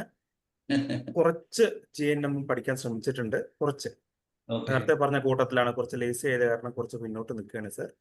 അപ്പോൾ എൻ്റെ ഡൗട്ട് ഇതാണ് സർ. ഞാൻ GNM വായിച്ചു തുടങ്ങിയ സമയത്ത് അതിൽ DHS എന്ന് പറയുന്ന പോയിന്റിലേക്ക് വരുമ്പോൾ ഡോക്ടർ ഹാമ്പറിന്റെ കയ്യിലേക്ക് അദ്ദേഹത്തിന്റെ ഫ്രണ്ട്സ് അദ്ദേഹത്തിന് കളിയാക്കാൻ വേണ്ടിയിട്ട് ഒരു MRI സ്കാൻ റിപ്പോർട്ട് കൊടുത്തു എന്ന് പറയുന്നുണ്ട്. അപ്പോൾ അദ്ദേഹം ഗൺഷോട്ടില് ഈ പോയിന്റ്സ് ഇതെല്ലാം ഉണ്ട്, അപ്പോൾ ഈ രോഗിക്ക് ഇതെല്ലാം ആണ് ഡിസീസ് എന്ന് പറഞ്ഞിട്ടാണ് ഡയഗ്നോസ് ചെയ്യുന്നത് വിത്ത് MRI, പേഷ്യൻസിനെ കാണാണ്ട്. അങ്ങനെയാണ് ഞാൻ വായിച്ചറിഞ്ഞത്. എന്റെ സംശയം ഇങ്ങനെ വരുമ്പോ, സോ ഇത് പറയുന്നത് എല്ലാം തുടങ്ങുന്നത് ബ്രെയിനിന്റെ ഇൻസ്ട്രക്ഷൻ പ്രകാരം വരുന്നു, ബ്രെയിനിലുള്ള ചേഞ്ചസ് ഉണ്ടാകുന്നു, അതിനനുസരിച്ച് ബോഡിയിലെ മെറ്റീരിയൽ പാർട്ടിലേക്ക് ഡിസീസ് വരുന്നു എന്നുള്ളതാണ് ഞാൻ മനസ്സിലാക്കിയത്. ഒന്ന്. അപ്പോൾ എൻ്റെ സംശയം ഇവിടെയാണ്. സോ ഇത് ആക്സിഡന്റൽ ആയിട്ട് വരുന്ന ലീഷൻ അല്ലായിരുന്നു MRI-യിലെ എന്നാണ് പറഞ്ഞത്. അങ്ങനെയാണെങ്കിൽ മറ്റുള്ള ന്യൂറോളജിസ്റ്റുകളോ അല്ലെങ്കിൽ റേഡിയോളജിസ്റ്റുകളോ ഇത് തിരിച്ചറിയേണ്ടതല്ലേ ഈ ലീഷൻസ്? അങ്ങനെ വന്നു കഴിഞ്ഞാൽ ഏതെങ്കിലും ഒരു റെക്കോർഡഡ് ആയിട്ട്, അതായത് മെഡിക്കൽ കോളേജുകളിൽ പഠിപ്പിക്കേണ്ട ബുക്കുകളിൽ ഇത് എവിഡൻസ് ആയിട്ട് വരേണ്ടതല്ലേ ഈ ലീഷൻസിനെ കുറിച്ച്? കാലം ഇത്രയും കഴിഞ്ഞില്ലേ? അങ്ങനെ വരാതെ ഇരിക്കുന്നിടത്തോളം കാലം ഹിസ്റ്റോറിക്കൽ ഇത് അറിയാമോ? കാലം എത്ര കഴിഞ്ഞെന്നാണ് ഡോക്ടർ വിചാരിക്കുന്നത്? ഡോക്ടർ ഹാമർ മരിച്ച ഏത് വർഷം അറിയാമോ? 2017. അത് കഴിഞ്ഞിട്ട് ഇപ്പൊ 8 വർഷമല്ലേ ആയുള്ളൂ. അതെ, അദ്ദേഹം സിംഗിൾ മാൻ ആയിട്ട് അയാള് 2.5 വർഷത്തോളം ജയിലിൽ കിടന്ന ആളാണെന്ന് ഡോക്ടർക്ക് അറിയാമോ? കേട്ടിട്ടുണ്ട്. അതെ, അല്ല, ഞാൻ ചോദ്യം കംപ്ലീറ്റ് ചെയ്തു സാർ. ഞാനത് എതിർത്ത് GNM-നെ ഞാൻ ഫോളോ ചെയ്യുന്നുണ്ട്, ഞാൻ പലപ്പോഴും നോക്കാൻ ശ്രമിക്കുന്നുണ്ട്. പക്ഷെ എൻ്റെ സംശയം, നമ്മൾ കോൺക്രീറ്റ് ആയിട്ട് ഒരു മെഡിക്കൽ സയൻസ് മൂവ് ചെയ്യാൻ ശ്രമിക്കുമ്പോൾ ഇതുകൊണ്ടാണ് എങ്ങനെയെന്നുള്ളതിൽ നമുക്ക് പലപ്പോഴും ഫെയിൽ ആവുന്നുണ്ട്. പക്ഷെ ഓരോ സ്റ്റെപ്പും കോൺക്രീറ്റ് ആയിട്ട് മൂവ് ചെയ്യാൻ ശ്രമിക്കുമ്പോൾ മറ്റുള്ള റേഡിയോളജിസ്റ്റുകളുടെ കണ്ണിൽ പെടാണ്ട് ഇതുകൊണ്ടാണ് എന്നൊരു അന്വേഷണം വരാണ്ടേ എങ്ങനെ നമുക്കിത് ഒരു തെളിവായിട്ട് നമുക്ക് അംഗീകരിക്കാൻ പറ്റും? ഒന്നാമത്തെ ചോദ്യം. രണ്ടാമത്തെ ചോദ്യം സർ, പണ്ടാരമടങ്ങുക എന്നുള്ളൊരു വാക്ക് മലയാളത്തിൽ പ്രസിദ്ധമാണ്. അതിന്റെ അർത്ഥം എത്ര പേർക്ക് അറിയും എനിക്കറിയില്ല. പണ്ട് കാലങ്ങളിൽ സ്മോൾ പോക്സ് പോലെ വസൂരി പടർന്ന് പിടിച്ചു കഴിഞ്ഞാൽ ഉടനെ ഒരാളെ ഐസൊലേറ്റ് ചെയ്യണം, അതിൻ്റെ ഉള്ളിൽ മരിക്കുക, അങ്ങനെ അവസാനം രക്ഷപ്പെട്ടു വന്നു, ഇല്ലെങ്കിൽ അതിനെങ്ങനെ തീ കത്തുക. അതാണ് ആ പണ്ടാരമടങ്ങുക എന്നുള്ള വാക്കിന് അർത്ഥം. അപ്പോ ഒരു ഗ്രാമം മുഴുവൻ പടർന്ന് പിടിക്കുന്ന ഒരു ഡേഞ്ചറസ് ആയിട്ടുള്ള ഡിസീസ്. അപ്പൊ നമ്മൾ അങ്ങനെ വരുന്ന സമയത്ത് നമ്മൾ ചികിത്സ വേണ്ട എന്ന് അങ്ങനത്തെ ഉള്ള അസുഖങ്ങളിൽ വേണ്ട, സാർ നേരത്തെ പറഞ്ഞ പോലെ ഫീവർ ആണെങ്കിൽ അത് തന്നെ മാറിക്കോളും എന്ന് പറയാൻ എനിക്ക് ധൈര്യമില്ല. അപ്പോ അതിനെങ്ങനെയാണ് സാറ് അതിനെ ആൻസർ ചെയ്യുക? ഡോക്ടർ, താങ്ക് അത്രയും യു സർ. പഴയ കാലത്തേക്കൊന്നും പോകണ്ട. നമ്മൾ 4-5 വർഷം മുമ്പ് നമ്മളെല്ലാം സഹിച്ചതല്ലേ. കുറെ ലക്ഷം പേര് മരിച്ചില്ലേ, ലക്ഷക്കണക്കിന് ഓരോ രാജ്യങ്ങളിൽ നിന്ന് മരിച്ചു പോയിട്ടില്ലേ അല്ലേ? അവരെല്ലാവരും മരിച്ചത് ഇന്ന് ട്രംപ് അവിടെ കടന്നിട്ട് ഫിയർ മോങ്കറിങ് എന്ന് പറഞ്ഞിട്ട് വാചാലനാകുന്നുണ്ട്. പക്ഷെ അന്നത്തെ ആന്റോണി ഫൗച്ചി എന്ന് പറയുന്ന ആളും അന്നത്തെ ബൈഡനും ഭരണാധികാരികളെല്ലാവരും കൂടെ ജനങ്ങളെ ബോധവൽക്കരിച്ചിട്ട് അത് ഭയമാക്കിയിട്ട് മാറി. നമ്മളെന്താണ്, ഞാനിപ്പോഴും പറയാം, ഡോക്ടർ ശിവശങ്കരൻ ഡോക്ടർ കേട്ടോളൂ. 2020 ജാനുവരി 18 ഒരു 350ഓളം പേരെ ഞാൻ GNM പഠിപ്പിച്ചുകൊണ്ട് നാഗപ്പൂരിൽ അവിടെ ഒരു സെമിനാർ നടത്തിക്കൊണ്ടിരിക്കുകയാണ്. അപ്പോൾ അന്ന് അവിടുത്തെ പ്രസിദ്ധമായ ഒരു ഹോട്ടൽ പ്രസിഡന്റിലാണ് എനിക്ക് ഒരു 5 സ്റ്റാർ ഹോട്ടലിൽ അറേഞ്ച് ചെയ്തത്. അപ്പോൾ അറിയാമല്ലോ, കോംപ്ലിമെന്ററി ബ്രേക്ക്ഫാസ്റ്റ് കിട്ടും. അപ്പോൾ പേപ്പർ തരുമ്പം ഇംഗ്ലീഷ് പേപ്പറിന്റെ മൂലയ്ക്ക് ഒരു ഇതായിട്ടാണ് ബ്രേക്ക്ഫാസ്റ്റിനുള്ള ടോക്കൺ തരും. അപ്പോൾ ആ മൂല ഞാൻ ഇന്നും ഓർക്കുന്നുണ്ട്. അതായത് വലിയൊരു സാധനം, അതായത് സാർസിനെയൊക്കെ വെല്ലുന്ന ഒരു സാധനം ചൈനയിൽ നിന്നും വരുന്നുണ്ടെന്ന്. ഞാനത് സെമിനാർ ക്ലോസ് ചെയ്ത് വീട്ടിൽ വന്നില്ല, അതിനു മുമ്പേ തന്നെ ഇവിടുത്തെ റൂട്ട് മാപ്പൊക്കെ തയ്യാറാക്കി കഴിഞ്ഞിരിക്കുന്നു ചാനലുകാർ. ഈ പറക്കുന്ന പൂച്ചെടി പോലെ ഒരു സാധനം പറന്ന് കളിച്ചില്ലേ നമ്മുടെ TV സ്ക്രീനുകളിലെല്ലാം മൊബൈലിലെല്ലാം അല്ലേ? ഇത്രയും ആരാണ് പറയുന്നത്? നമ്മുടെ ആശാന്മാരാണ്. മോഡി മുതൽ താഴെ പിണറായി വരെയുള്ള എല്ലാവരും പറയുവാണ് നിങ്ങൾ പുറത്തിറങ്ങരുതെന്ന് പറഞ്ഞ്. പേടി വരുവോ ഇല്ലയോ സാറേ? എല്ലാവരും നല്ല സ്ട്രോങ് ഒന്നും അല്ലല്ലോ. ഒത്തിരി സ്ട്രമോണിയംകാരും ഒത്തിരി ഒപ്പിയംകാരും ഒത്തിരി അക്കോണേറ്റുകാരും ഒത്തിരി സാറ്റിലക്കാരൊക്കെ ഇല്ല നമ്മുടെ കൂടെ. അപ്പൊ എല്ലാവരെയും നമുക്ക് അങ്ങനെ പറയാൻ പറ്റും. അപ്പൊ so many people are having that. ഇനി ഡോക്ടർ ചോദിച്ചൊരു കാര്യം, ഇതെല്ലാം എവിടെയെങ്കിലും എത്തിയോ? ഇല്ലെന്ന്, ഇത് തുടക്കത്തിലേ ഉള്ളത്. ഇത് ഓരോരുത്തരുടെ ഇങ്ങനെയുള്ള തീവ്രമായിട്ടുള്ള മുൻകൈ എടുത്തിട്ടാണ് നമ്മൾ ഇന്ന് അനുഭവിക്കുന്ന ഹോമിയോപ്പതി ഉള്ളത്. ഇതൊക്കെ ഞാൻ ആദ്യകാലത്ത് ക്ലാസ് എടുത്തിട്ടുള്ളതാണ്. ഇന്ന് നമ്മൾ വെക്കുന്ന ഓരോ മരം വെക്കുമ്പോഴും ഇതിന്റെ കീഴേ ഇരുന്ന് തണൽ അനുഭവിക്കാനുള്ള ഭാഗ്യം നമുക്കുണ്ടാവണമെന്നില്ല. നമ്മൾ ഹോമിയോപ്പതിയെ ലോകത്തിലെ 2ാമത്തെ നിലയിൽ എത്തിച്ചു കഴിഞ്ഞാൽ അതിന്റെ മരത്തിലെ ശിലകളിൽ ആസ്വദിക്കുന്ന ഒത്തിരി പേരുണ്ട്, ജീവിക്കുന്നവരുണ്ട്, ബിസിനസ് ആക്കുന്നവരുണ്ട്. പക്ഷെ ആരുടെയൊക്കെയോ അധ്വാനം കൊണ്ടാണ്, സംഘടനയെന്ന് ഞാൻ പറയുന്നില്ല, നമ്മുടെ എല്ലാം ഇന്നത്തെ അവസ്ഥയിൽ നമ്മൾ എന്തെങ്കിലും ഹോമിയോപ്പതിയെ കുറിച്ച് ജനങ്ങൾ അറിഞ്ഞിട്ടുണ്ടെങ്കിൽ വന്നത്. അപ്പോൾ ഹോമിയോപ്പതിക്ക് ഒരു 200 വിശിഷ്ടമായിട്ടുള്ള വർഷം ഉണ്ടെങ്കിൽ ഇത് ജസ്റ്റ് 2017 മരിക്കുകയും അയാൾ വളരെ നിസ്സഹായ അവസ്ഥയിൽ മരിക്കേണ്ടതായിട്ട് വന്നു. അറിയാമോ ഡോക്ടറെന്ന് എനിക്ക് അറിയത്തില്ല. സാൻ ജെഫോർഡ് എന്ന് പറയുന്ന ഒരു നോർവേയിലുള്ള ഒരു വില്ലേജിൽ അയാളുടെ വീട്ടിലേക്ക് ഒരാളെ പോലും അനുവദിച്ചിരുന്നില്ല. അത്രമാത്രം ഐസൊലേറ്റഡ് ആയിട്ടുള്ള ഒരു രീതിയിൽ പുള്ളിക്കാരന് മരിക്കേണ്ടവർ. പുള്ളിയുടെ ഡെഡ് ബോഡി മാത്രമാണ് എർലാങ്കലിൽ കൊണ്ടുവന്ന് നമ്മുടെ ഹനുമാന്റെ നാട്ടിൽ കൊണ്ടുവന്ന് അടക്കിയത്. എല്ലാവരും എന്നെ ശ്രമിക്കുന്ന ഹോമിയോ ഡോക്ടേഴ്സ് ഓർക്കണം, ഇവർ രണ്ടുപേരും 2 ജൂലൈയിലാണ് മരിച്ചത്. എന്തുകൊണ്ടാണെന്ന് എനിക്ക് വിശദീകരിക്കാൻ അറിയത്തില്ല. അത് ദൈവത്തിന്റെ ഒരു കാഴ്ചപ്പാടായിരിക്കും. 2 ഫെബ്രുവരിയിലാണ് രണ്ടുപേരും മരിച്ചത്. അതുകൊണ്ട് ഈ രണ്ടുപേരെയും ലെജൻസ് ആയിട്ട് കണക്കാക്കാൻ, അവരെ വിശദമായിട്ട് പഠിക്കാൻ പറ്റുന്നിടത്തോളം പഠിക്കാനായിട്ട് സാധിച്ചൊരു വ്യക്തി എന്നുള്ള നിലയിൽ പറയുവാണ്. അതായത് ഈ പറയുന്ന എന്തുകൊണ്ട് അത് പ്രചരിക്കപ്പെട്ടില്ല എന്ന് പറഞ്ഞാൽ, ഡോക്ടർ വായിച്ചിട്ട് എന്തുകൊണ്ട് ഡോക്ടർ പ്രചരണത്തിലേക്ക് വന്നിട്ടില്ല? ഞാൻ പറഞ്ഞില്ലേ, ഞാൻ ഇടയ്ക്കിടയ്ക്ക് എൻ്റെ ഈ 3000 പേരുടെ ലിസ്റ്റിലേക്ക് ഞാൻ പോകാറുണ്ട്. എൻ്റെ വളരെ ക്ലോസ് ആയിട്ടുള്ള ഫ്രണ്ട്സൊക്കെ അതിൻ്റെ അകത്തുണ്ട്. ഈ 3000 പേരിൽ ഒരു വ്യക്തി പോലും ഓപ്പണായിട്ട് ഒരു സംഘടനയിലല്ലാതെ ഇത് നമ്മൾ പഠിക്കേണ്ട ഒരു സാധനമാണ്, പുതിയ സാധനം ആരും പറഞ്ഞിട്ടില്ല. എനിക്കതിൽ വിരോധമൊന്നുമില്ല, ഞാൻ ഒന്നും കാണുന്നില്ല. ഞാൻ പണ്ടേ ഇപ്പോഴും ഓർക്കുന്നില്ല, ഏതോ ക്ലാസ്സിൽ എടുത്തിട്ടുണ്ട്. ഒരു leader is someone who takes the flag without looking back how many are following me. എത്ര പേര് എന്നെ ഫോളോ ചെയ്യുന്നുണ്ടെന്ന് അറിയേണ്ട കാര്യമുണ്ട്. I am convinced about that, therefore I have taken hold of this flag and I will go forward. ഇന്നത്തെ എൻ്റെ ജീവിതം തന്നെ ഈ ശാസ്ത്രം പ്രചരിപ്പിക്കാൻ വേണ്ടിയിട്ടാണ്. ഹോമിയോപ്പതി പ്രചരിപ്പിക്കാനായിട്ട് ഇനി എൻ്റെ റോളൊന്നുമില്ല. കാരണം അത് എന്നാലാവുന്ന പോലെ ചെയ്തു എന്ന് വിശ്വസിക്കുവാണ് ഞാൻ. കാരണം ISK 25 വർഷം എക്സിക്യൂട്ടീവ് കമ്മിറ്റി മെമ്പറായിട്ടും 30 വർഷം SC മെമ്പറായിട്ടും ഒക്കെ തുടരുകയും പിന്നെ നമ്മൾ ലൈഫ് മെമ്പറായിട്ട് തുടരുകയും ചെയ്യുകയാണ്. ഇനിയിപ്പോൾ ആ സംഘടനയിൽ ഒരു പ്രധാനപ്പെട്ട മുഖം പറഞ്ഞു, ഡോക്ടർ വെറുതെ ISK കൊണ്ടുവന്ന് ഹോമിയോപ്പതി കെട്ടാമെന്ന് വിചാരിക്കേണ്ട അദ്ദേഹം എന്നോട് പറഞ്ഞു. അത് ഒരാളുടെ പേര് പറയാതെ ഞാൻ പറയുകയാണ്, എനിക്ക് വലിയ സങ്കടം ഉണ്ടാക്കിയ ഹോമിയോപ്പതി കെട്ടിക്കഴിഞ്ഞിരിക്കുന്നു. കാരണം ഞങ്ങളുടെ ടീമിൽ ഏറ്റവും കൂടുതൽ ഞങ്ങൾക്ക് ഇന്നലെ ഞാൻ കണക്കെടുത്ത് 20 doctors they are capable of conducting classes. അതുകൊണ്ട് എൻ്റെ ക്ലാസ് നടക്കുമ്പോൾ ഹോമിയോപ്പതി അല്ലെങ്കിൽ GSK ഫോർ ഹോമിയോപ്പസ് എന്നുള്ള കോഴ്സ് എടുക്കാൻ 20 persons ഇന്റർനാഷണൽ ആയിട്ടുള്ള കോമ്പിറ്റന്റ് ആയിട്ടുള്ള ഡോക്ടേഴ്സിനെ ഞാൻ ലിസ്റ്റ് ഔട്ട് ചെയ്ത് കഴിഞ്ഞിരിക്കുന്നു. That means what, from Abu Dhabi to UK to any part of the country അല്ല, വേൾഡ്. അപ്പൊ ദേ ആർ ഓൾ ദെയർ. അപ്പൊ ഇവരിലൂടെ ഒരു ക്ലാസ് ഉണ്ടാക്കും, അങ്ങനെയുള്ള ക്ലാസ്സസ് ഉണ്ടാകും. അതുകൊണ്ട് അനിത ഡോക്ടറോട് ഞാൻ വീണ്ടും പറയുവാണ്, അപ്പൊ അങ്ങനെയുള്ള ക്ലാസ് കൂടാനായിട്ട് വരട്ടെ. ഒരു ഇത് ഞാൻ ഐ ആം റെഡി കേട്ടോ. ഞാനിപ്പോൾ ഇന്നത്തെ പോലെ ക്ലാസ് എടുക്കുന്നതിന് എനിക്കൊരു കുഴപ്പമില്ല.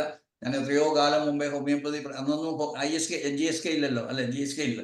അന്ന് ഹോമിയോപ്പതിയെ കുറിച്ച് നിങ്ങൾ വെൻ യു മീറ്റ് ഒരാളെ കൂടെ കാണുമ്പോൾ നിങ്ങൾ ഹോമിയോപ്പതിയെ കുറിച്ച് പറയുന്നതെന്ന് പറഞ്ഞ് പ്രചരിപ്പിക്കാൻ ശ്രമിച്ച ആളാണ് ഞാൻ. അന്ന് ഹോമിയോപ്പതി ആയിരുന്നു മുഴുവൻ എൻ്റെ തലയിൽ. പിന്നെ അതിൻ്റെ സ്പെഷ്യലൈസ് ചെയ്യാനായിട്ട് ഞാൻ മാസം പഠിപ്പിക്കാൻ തുടങ്ങി. അതിനുശേഷം എൻ്റെ തലയിൽ പ്രെഡിക്റ്റീവ് കയറി. ഞാനും പ്രെഡിക്റ്റീവിൻ്റെ കൂടെ പോയി. അത് അന്ന് കൊച്ചിയിലില്ലായിരുന്നു അനിത ഡോക്ടറെ. ഞാൻ ബോംബെയിലേക്ക് കാലിക്കറ്റിൽ നിന്ന്, അതായത് കണ്ണൂർ ഫ്ലൈറ്റ് ഇല്ല, എയർപോർട്ടില്ല, ഞാൻ കാലിക്കറ്റിൽ പോയി. അന്ന് രാത്രി ഉറക്കളച്ചിട്ട് പിറ്റേ ദിവസം രാവിലത്തെ 7 മണിയുടെ ഫ്ലൈറ്റിന് പോയിട്ടാണ് ബോംബെയിൽ പോയി ഡോക്ടർ ക്ലാസ്, പ്രഫുൽ വിജയക്കറുടെ ക്ലാസ് 3 വർഷം നടത്തിയത്. അങ്ങനെ ഹോമിയോപ്പതിക്ക് വേണ്ടിയിട്ടും പഠിക്കാൻ വേണ്ടിയിട്ടും പ്രചരിപ്പിക്കാൻ വേണ്ടിയിട്ടൊക്കെ നടന്നയാളാണ്. ഇന്നിപ്പം ഞാൻ GSK പ്രചരിപ്പിക്കുകയാണ്. Let see. എനിക്ക് തന്നെ ചെയ്യാവുന്ന ഒരു അഹങ്കാരമൊന്നുമില്ല. ദൈവം നടത്തി തരുമെന്ന് വിശ്വസിക്കുകയാണ്. ഞാനതെല്ലാം ദൈവത്തിലേക്ക് ഏൽപ്പിച്ചിരിക്കുന്ന ഒരാളാണ്. ഓക്കെ. ഡോക്ടർ ചോദിച്ചത് ശിവശങ്കരൻ ഡോക്ടർ ചോദിച്ചതാണ്, എന്തുകൊണ്ട് അത് സയന്റിഫിക് വേയിൽ ഒത്തിരി റേഡിയോളജിസ്റ്റും ഒത്തിരി സയന്റിസ്റ്റും അംഗീകാരം തന്നു. അതൊക്കെ വരും ഡോക്ടറെ, അതൊക്കെ വരും. സർ, അങ്ങനെ അല്ല ഞാൻ ചോദിച്ചത്. അപ്പൊ എല്ലാവരുടെ കണ്ണിലും അത് പെടേണ്ടതല്ലേ? ഒരു വ്യക്തിയുടെ കണ്ണിലും മാത്രമല്ലല്ലോ ഇത് പെടേണ്ടത്, ആ ലീഷൻസ്. നമ്മൾ ഹോമിയോപ്പത്സ് എക്സ്റേയും മറ്റും അധികം നന്നായി ഫോക്കസ് ചെയ്ത് പഠിക്കുന്നില്ല, പഠിക്കുന്നവരുണ്ട്. അപ്പോൾ MRI സ്കാൻ റിപ്പോർട്ട് നന്നായി വിശദമായി MBBS ന്യൂറോളജിസ്റ്റ് പഠിക്കുന്ന പോലെ തന്നെ പഠിക്കുന്ന ഹോമിയോപ്പത്സ് ഉണ്ട്. പഠിച്ചിട്ടുള്ളവര് ഒരു മൈക്കിൾ എന്നാണ് പുള്ളിയുടെ പേര്. ഞാൻ ആദ്യം 2015 പോകുമ്പോൾ അന്ന് സ്പെഷ്യലായിട്ട് ഒരു സെഷൻ മുഴുവൻ എടുത്ത പുള്ളിയാണ്. CT സ്കാൻ റീഡിങ്ങിനെ കുറിച്ച് മാത്രമാണ്. അപ്പൊ CT സ്കാൻ റീഡിങ് എന്തിനു വേണ്ടി ഈ ഒരു പർപ്പസോടുകൂടി പഠിക്കുമ്പോഴത്തേക്കും ദേ ക്യാൻ വെരി വെൽ. ഞാൻ കഴിഞ്ഞതിന്റെ മുമ്പത്തെ വർഷം ഞങ്ങൾ നാസിക് ഡോക്ടർ മോട്ടിവാല എന്ന് പറയുന്നതാണ് അദ്ദേഹത്തെ, അവിടുത്തെ principal. He's A very strong supporter of GSK. പുള്ളി ഗൾഫിൽ മുഴുവൻ പോയി ക്ലാസ് എടുത്ത ആളാണ്. എനിക്കും മുൻപേ ഓസ്ട്രേലിയയിൽ പോയി ക്ലാസ് കൂടിയതാണ് ഡോക്ടർ ഫറൂഖ് മോട്ടിവാല. അപ്പൊ അദ്ദേഹം അവിടെ പിള്ളേരെ പഠിപ്പിക്കുന്നത് എങ്ങനെയാണ്, CT സ്കാനിൽ കാണിച്ചു കൊടുത്തിട്ടാണ് CT സ്കാനിൽ ഹാമർ ഫോക്കസ് കാണിച്ചു കൊടുക്കുന്നത്. അതുകൊണ്ട് അത് നടക്കും ഡോക്ടറെ, ഇന്നല്ലെങ്കിൽ നാളെ. ഞാൻ CT സ്കാനിൽ എക്സ്പെർട്ട് ഒന്നും അല്ല. ഇത് ഗ്രാഫിക്കലി പഠിച്ചിട്ടുണ്ടോ എന്നുള്ളതല്ലാതെ എനിക്കൊരു CT സ്കാൻ എടുത്തു കഴിഞ്ഞാൽ കൃത്യമായിട്ട് ഫാമർ ഫോക്കസ് കണ്ടുപിടിക്കാൻ സാധിക്കും എന്ന് പറയത്തക്ക ഒരു ലെവലിലേക്ക് ഞാൻ എൻ്റെ എക്സ്പെർട്ടീസ് ആയിട്ടില്ല. സാർ എന്തായാലും എക്സ്പേർട്ട് ആയിട്ടില്ലെങ്കിലും സാറിന്റെ ഗൈഡൻസിൽ ഞാൻ സാറിനെ ലിസൺ ചെയ്യുന്ന മറ്റുള്ളവർക്കും എനിക്കും എക്സ്പെർട്ട് ആവാൻ പറ്റും എന്ന് പ്രത്യാശിക്കുന്നു. Thank you sir. തീർച്ചയായിട്ടും വരണം ഡോക്ടറെ. കുറച്ച് വായിച്ചു തുടങ്ങിയിട്ട് എല്ലാവരും കൂടെ ഒരുമിച്ച് നമുക്ക് ഈ ശാസ്ത്രത്തെയും കൂടെ ഹോമിയോപ്പതിയുടെ, കാരണം ഹോമിയോപ്പതി ഞാൻ പറഞ്ഞല്ലോ സിഫിലിറ്റിക് കേസസിലാണ് നമ്മൾ കാറ്റഗറൈസ് ചെയ്യുന്നതെങ്കിൽ തീർച്ചയായിട്ടും നമ്മുടെ മെഡിസിൻ മാത്രമേ നമുക്ക് അവരെ ഹെൽപ്പ് ചെയ്യാൻ പറ്റത്തുള്ളൂ. നേരത്തെ പറഞ്ഞ കുട്ടിയുടെ കാര്യം ആരും ചോദിച്ചു, ഡോക്ടർ അയ്യാന്ന് തോന്നുന്നു. ആ കുട്ടിയുടെ കാര്യമായാലും അല്ലെങ്കിൽ നമ്മൾ അനിമൽസിനെ ട്രീറ്റ് ചെയ്യുന്നുണ്ടല്ലോ, പ്ലാന്റ്സിന് നമ്മൾ മെഡിസിൻ കൊടുക്കുന്നുണ്ടല്ലോ, അവിടെ ഒന്നും നമ്മൾ ഈ പറയുന്ന കോൺഷ്യസ് ലെവലിലല്ല ചെയ്യുന്നത്. ആ ഒരു തലത്തിൽ നമ്മൾക്ക് കോൺഫ്ലിക്ട്സ് ക്യാൻ ബി ഷെയർഡ്.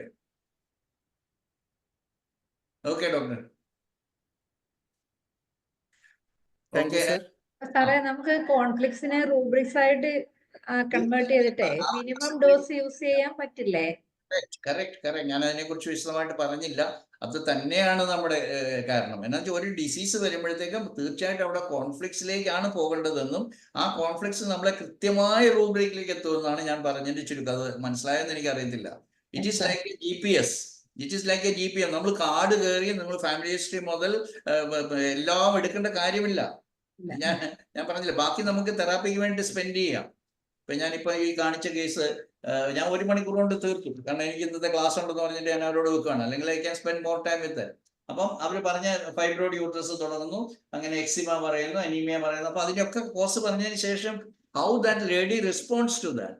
അപ്പൊ നമ്മൾ 3 തരത്തിൽ പറഞ്ഞാൽ മതി. ഒന്ന് psyche, number 2 brain, number 3 body. ഈ 3 തലത്തിലേയും കവർ ചെയ്യുകയും അതിൻ്റെ അകത്ത് ഈ causation of ailments from causalis എന്ന് പറയും. Ailments from what? This dynamic change in the psyche, that is called. നമ്മുടെ എയിൽമെന്റ്സ് മുഴുവൻ ഉണ്ട് അതിൻ്റെ അകത്ത്. നമുക്ക് കൃത്യമായിട്ട് എടുക്കാൻ പറ്റും. പലപ്പോഴും രോഗി പറയുന്നതല്ല ഇങ്ങനെ ഉണ്ടാകും. ഇല്ല, that is not relevant because that is not producing a symptom. ഞാൻ നേരത്തെ ഒരു കുട്ടിയുടെ കാര്യം പറഞ്ഞില്ലേ, ആ പേഷ്യന്റ് പീഡിയാട്രീഷ്യന്റെ മോളാണ് വരാൻ പോകുന്നത്. 18 നാളത്തേക്ക് ബുക്ക് ചെയ്തിരിക്കുന്നത്. 18 വയസ്സുള്ള കുട്ടിയുടെ right shoulder frequent slipping of the shoulder, dislocation recurrent. അപ്പൊ അതിന്റെ കാരണം എന്താണ്? That right side, if she is a right hand, അത് നാളെ വന്നു കഴിഞ്ഞാൽ അറിയത്തുള്ളൂ, right handed, then the right side represents either her partner means any strong റിലേഷൻഷിപ്പിലാണെങ്കിൽ ഹെർ ബോയ് ഫ്രണ്ട്, അവളെ മൈൻഡ് ചെയ്യുന്നില്ല, അല്ലെങ്കിൽ സെൽഫ് ഡീവാലുവേഷൻ കോൺഫ്ലിക്ട്, അല്ലെങ്കിൽ father. Most commonly or probably father side ആണ് റൈറ്റ് സൈഡ് എന്ന് പറയുന്നത്. Left side represents mother side. Okay, കുറച്ചെങ്കിലും ഉപകാരപ്പെട്ടു എന്ന് വിചാരിക്കുവാണ്. ഉപകാരപ്പെട്ടു സാറേ. നമുക്ക് സാറിന്റെ കുറച്ചുകൂടെ ക്ലാസ്സുകൾ കിട്ടണമെന്ന് ആഗ്രഹമുണ്ട്. കുഴപ്പമില്ല ഡോക്ടറെ, ഞാൻ ഐ എം റെഡി. എന്റെ ജോലി ഇതല്ലേ. കുറച്ച് കേസ് ഒക്കെ കൂടെ നമുക്ക് സ്റ്റഡി ചെയ്ത് ഞാൻ എത്ര കേസ് വേണേലും പറയാം. Hundreds of cases. ഞാൻ ഇതിൻ്റെ ഇടയ്ക്ക് നമ്മുടെ ബഹുമാനപ്പെട്ട NA ബാബു സാർ മരിച്ചപ്പോൾ അന്ന് നമ്മുടെ ഒരു ക്ലോസ് IHK ഫ്രണ്ട് പറഞ്ഞ, ഡോക്ടർ ഇതൊക്കെ പറഞ്ഞ് വെറുതെ ഫുള്ളാകല്ലേ, ഡോക്ടർ ഒരു 100 കേസസ് പ്രസന്റ് ചെയ്യേ. I can present 1000 cases now. നേരത്തെ ശിവശങ്കരൻ ഡോക്ടർ പറഞ്ഞല്ലോ, ഡോക്ടർ ഹാമറിന്റെ ഈ കേസും കോടതിയും പോലീസ് അല്ല ജയിലും ഒക്കെ ആയപ്പോഴത്തേക്ക് അയാളുടെ പഠിക്കാൻ വിട്ടു. 6500 ക്യാൻസർ പേഷ്യൻസിനെ ചികിത്സിച്ചതിൽ 6000 പേര് ജീവിച്ചിരിപ്പുണ്ടായിരുന്നു ആഫ്റ്റർ 5 years. അത് അങ്ങനെയാണ് അവിടെയൊക്കെ സക്സസ് ആയത്. 6500. നമ്മൾ എത്ര പേര് 6500 ക്യാൻസർ പേഷ്യൻസിനെ ചികിത്സിച്ചാൽ, വെതർ അലോപ്പതി ഓർ ഹോമിയോപ്പതി, എത്ര പേരെ നമ്മൾ സർവൈവ് ചെയ്യാൻ പറ്റും? They lived for 5 years without any homeopathy medicine. Take it for from me.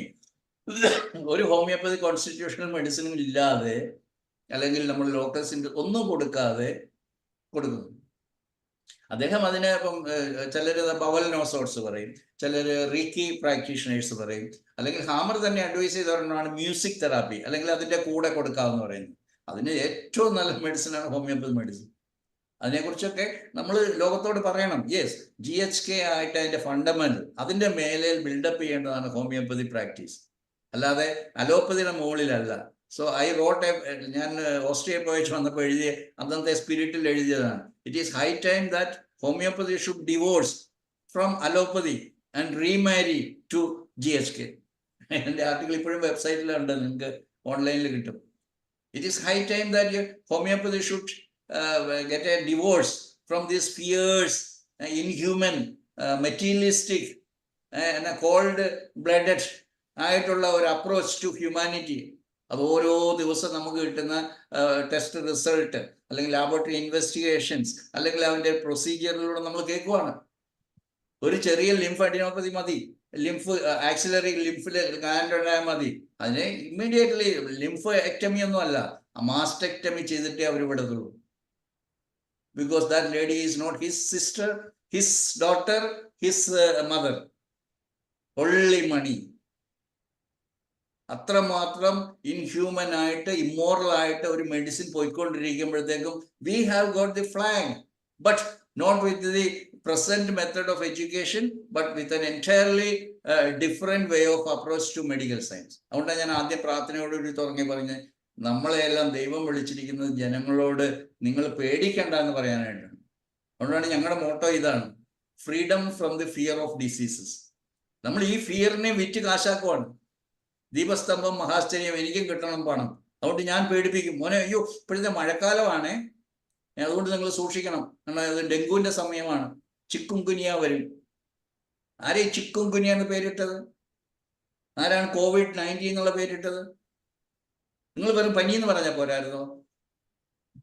ചുമയെന്ന് പറഞ്ഞാൽ പോരായിരുന്നു? ചുമ പേടി കൊണ്ടുണ്ടാക്കുന്നതെന്ന് പറഞ്ഞാൽ പോരായിരുന്നോ?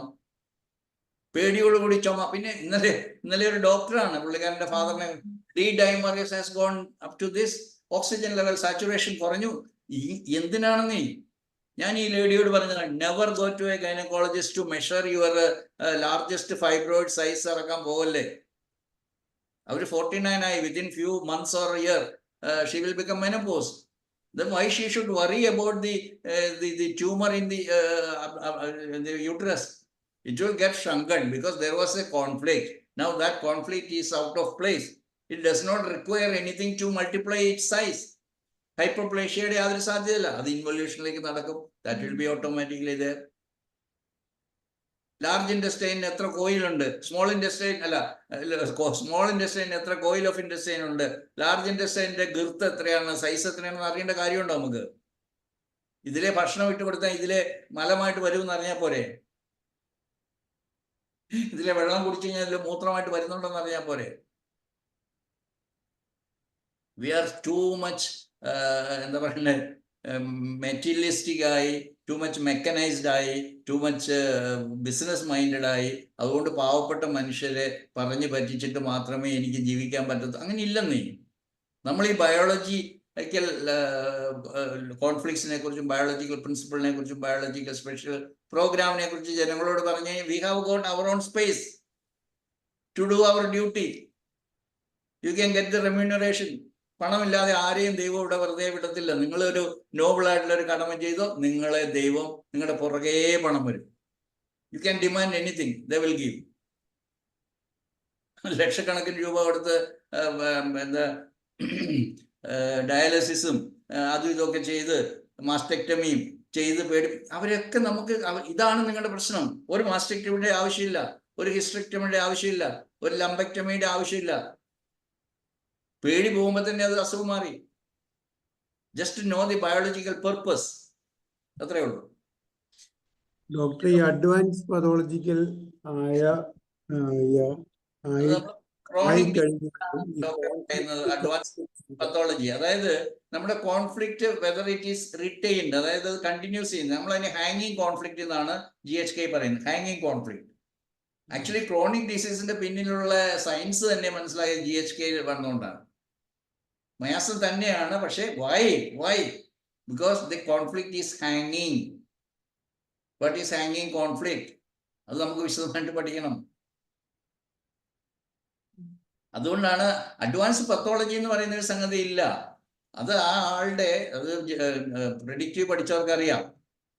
ഒരാൾ തോക്കെടുക്കും, ഒരാൾ വടിയെടുക്കും, ഒരാൾ കത്തിയെടുക്കും ശത്രുവിനെ അറ്റാക്ക് ചെയ്യാനുണ്ട്. That is our inborn nature. അതല്ലേ നമ്മൾ കോൺസ്റ്റിറ്റ്യൂഷൻ, അതല്ലേ നമ്മൾ മ്യാസം, അതല്ലേ നമ്മൾ എല്ലാം പഠിച്ചത്. അതുകൊണ്ടാണ് പറയുന്നത് ഹോമിയോപ്പതി ഏതിൻ്റെ മേധയാണ് ബിൽഡപ്പ് ചെയ്യേണ്ടത്, അത് GHKയുടെ പുറത്താണ്. പക്ഷെ ഇന്ന് നമ്മൾ ബിൽഡപ്പ് ചെയ്ത് നമ്മൾ അഹങ്കരിച്ച് സന്തോഷത്തിൽ സമാധാനത്തിൽ ഇരിക്കുവാണ്. അത് അലോപ്പതിയുടെ മേലെ സൃഷ്ടിച്ച ഒരു പേപ്പർ കാസിൽ എന്നാണ് ഞാൻ പറയുന്നത്, കർലാസ് കോട്ട. അത് GHK വന്നാൽ അത് കോട്ടയായിട്ട് താഴെ കിടക്കും, അത്രയേ ഉള്ളൂ. പക്ഷെ അതിനെ അനുവദിക്കത്തില്ല. അതുകൊണ്ട് ഒരു റിസ്കി ജോബാണ്. നേരത്തെ ആരോ എന്നോട് ചോദിച്ച പോലെ ഇതെന്തുകൊണ്ട് റേഡിയോളജിസ്റ്റും സയൻറ്റിസ്റ്റും ഒക്കെ ഇതൊക്കെ വളരെ സൂക്ഷിച്ച് മുമ്പോട്ട് പോകണം, അല്ലെങ്കിൽ നമ്മുടെ കാര്യം പോക്കായിരിക്കും. ഡോക്ടർ ഹാമറിനെ 2.5 വർഷം ജയിലിൽ ഇട്ടു. ഞാൻ ജയിലിൽ പോയില്ല, പക്ഷെ പ്രൊട്ടസ്റ്റ് അഗെയിൻസ്റ്റ് കോവിഡ് പ്രോട്ടോകോൾ എന്ന് പറയുന്ന ഒരു വകുപ്പിന്റെ കീഴിൽ ഞാനൊരു ക്രിമിനൽ കേസിൽ പ്രതിയാണെന്ന് എൻ്റെ സുഹൃത്തുക്കൾ അറിഞ്ഞിട്ടുണ്ടോ എന്ന് എനിക്കറിയത്തില്ല. ഹൈക്കോടതിയിൽ റിസോൾവ് ചെയ്യുക, അവർക്ക് റിസോൾവ് ചെയ്യേണ്ട, പക്ഷെ കോൺഫ്ലിക്റ്റ് ആക്ട്, അതായത് നമ്മൾ ഇത് പറയാൻ പാടില്ല. പ്രോട്ടോകോൾ വന്നാൽ നമ്മൾക്ക് അതിനെതിരെ പറയാനുള്ള അവകാശം നമുക്കില്ല. We become anti socials. അങ്ങനെയാണ് ഡോക്ടർ ഹാമറിന്റെ പുസ്തകം വായിച്ച്, ഡോക്ടർ ഹാമർ തിയറി ആരോ വായിച്ച് ആരോട് പറഞ്ഞിട്ട് അയാൾ ഏതോ ഒരു ചികിത്സ ചെയ്തായിരുന്നിട്ട് കുട്ടി മരിച്ചതിന്റെ പേരിൽ അയാൾക്ക് ജയിലിൽ പോയി കിടക്കേണ്ടി വന്നു. അങ്ങനെ 3-4 കേസിലാണ്, വിവിധ രാജ്യങ്ങളിലാണ് ഡോക്ടർ ഹാമർ ജയിലിൽ കിടന്നത്. സ്പെയിനിലും ഫ്രാൻസിലും ഒക്കെ. ജർമ്മനിയിൽ ജനിച്ച ആള് അവസാനം നോർവേയിൽ മരിക്കേണ്ട വന്നയാൾ. കൂടുതൽ പഠിക്കുക ഡോക്ടറെ. അതിന്റെ ഒരു കാര്യം വെച്ചാൽ എവിഡൻസ് ബേസ്ഡ് ആണ് എല്ലാ ട്രീറ്റ്മെന്റും. അതിനെ ബേസ് ചെയ്യാതെ മുന്നോട്ട് പോയി കഴിഞ്ഞാൽ നമുക്ക് നിലനിൽപ്പില്ല എന്നുള്ളതാണ്. പക്ഷെ അതല്ല എന്നുള്ളതാണ് ഡോക്ടർ സ്ഥാപിക്കുന്നത്, അല്ലേ? അതല്ലേ ഇപ്പൊ ആക്ച്വലി വന്നിരിക്കുന്നത്. മോസ്റ്റ് എവിഡൻസ് ബേസ്ഡ് ആയിട്ടുള്ള GHK ആണെന്നാണ് ഞാൻ പറഞ്ഞത്. അതല്ലേ ബ്രെയിനിലുള്ള CT സ്കാൻ എന്ന് പറഞ്ഞാൽ അത് പ്രൂവ് ചെയ്യത്തക്ക രീതിയിൽ കൊണ്ടുവരണം. അതിന് ഡോക്ടർ പറഞ്ഞ എവിഡൻസ് എന്ന് പറയുന്നത് വെച്ചാൽ ട്രീറ്റ് ചെയ്ത് കഴിഞ്ഞാൽ ക്യൂർ ആയാൽ അതല്ലേ എവിഡൻസ് എന്നാണ് ഡോക്ടർ ചോദിക്കുന്നത്, അല്ലേ? ക്യൂർ എന്നുള്ള ഇല്ല സങ്കല്പം ഡോക്ടറെ. അതായത് ക്യൂർ ആണെന്നേ, നമ്മുടെ പനിയും ജലദോഷവും എല്ലാം ക്യൂർ ആണ്. അതിന് 2 സ്റ്റേജ് ഉണ്ട്. ഡിസീസിനെ കുറിച്ച് മനസ്സിലാക്കുമ്പോഴേ അത് അറിയുള്ളൂ. അതായത് കോൺഫ്ലിക്റ്റ് ആക്റ്റീവ് സ്റ്റേജ്, അതിന് നമ്മൾ constant thinking about the conflict, നമ്മൾ sleeplessness, loss of appetite, coldness of extremities, അങ്ങനെ നമ്മൾ പറഞ്ഞിട്ടുള്ള ആങ്സൈറ്റി, നെർവസ്നെസ് എന്ന് പറയുന്നതെല്ലാം സിംറ്റംസ് ആണ്. ആഫ്റ്റർ റെസൊല്യൂഷൻ ആണ് ഹീലിംഗ് സിംറ്റംസ് സ്റ്റാർട്ട് ചെയ്യുന്നത്. ഇപ്പൊ ഡിസീസ് മിക്കവാറും നമ്മൾ അറിയപ്പെടുന്നത് അയ്യോ പനി വന്നു, മുട്ടുവേദന വന്നു, അല്ലെങ്കിൽ കിഡ്നിയിൽ സ്റ്റോൺ വന്നു, ബ്രസ്റ്റിൽ ലംബുണ്ടായി എന്നൊക്കെ പറയുന്നത് മുഴുവൻ ഹീലിംഗ് സ്റ്റേജിലാണ്. So why you should be worried about a lump? Because there is a reason, and reason സൈക്കിക്കിലാണ്. ആ സൈക്കിക് റീസൺ നമ്മൾ എലിമിനേറ്റ് ചെയ്യാൻ, നമ്മുടെ മനസ്സിൽ നിന്നും എലിമിനേറ്റ് ചെയ്യാനായിട്ട് നമ്മൾ സഹായിക്കുകയാണെങ്കിൽ that lump will become automatically scar tissue. ഇതിൽ പരം എവിഡൻസ് ബേസ്ഡ് ആയിട്ടുള്ള ഒരു സയൻസ് ഈ ലോകത്തിന് ഇനി വരാനില്ല എന്ന് വിശ്വസിക്കുന്ന ആളാണ് ഞാൻ. ബ്രെയിനിലുള്ള CT ചേഞ്ചസ് ആണ് അതിന്റെ എവിഡൻസ്.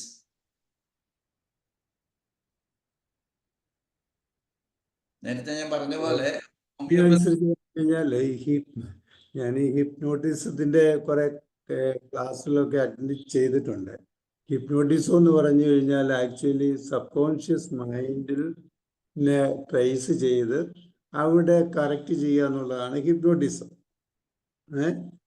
അവിടെയും കോൺഫ്ലിക്റ്റ് ആണ് ശരിക്കും സബ് കോൺഷ്യസ് മൈൻഡിൽ.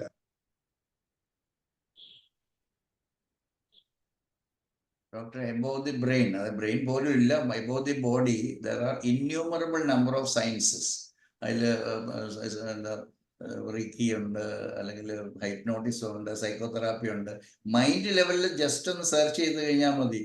തൗസൻഡ്സ് അല്ല, അതിനേക്കാൾ കൂടുതൽ ഡിഫറെന്റ് തിയറീസ് ഓരോരുത്തരും തുടങ്ങിയതും ഓരോ പുതിയ തിയറീസും ഡെയിലി ഉണ്ട്. ഇവർക്കെല്ലാവരും യൂട്യൂബിൽ 100 പേരെ കിട്ടിക്കഴിഞ്ഞാൽ ഫോളോവേഴ്സായി. അതുകൊണ്ട് ചിലതൊക്കെ ഇവിടെ ലോങ് സ്റ്റാൻഡിങ് ആയിട്ടുള്ളതുണ്ട്. ഇപ്പൊ ഡോക്ടർ പറഞ്ഞാൽ ഹിപ്നോട്ടിസം, അല്ലെങ്കിൽ psychotherapy, NLP, neuro linguistic programming, meta science, അങ്ങനെ അനേകം ശാസ്ത്രങ്ങളുണ്ട്. ഇതൊന്നും തെറ്റാണെന്നൊന്നും ഞാൻ പറഞ്ഞില്ല.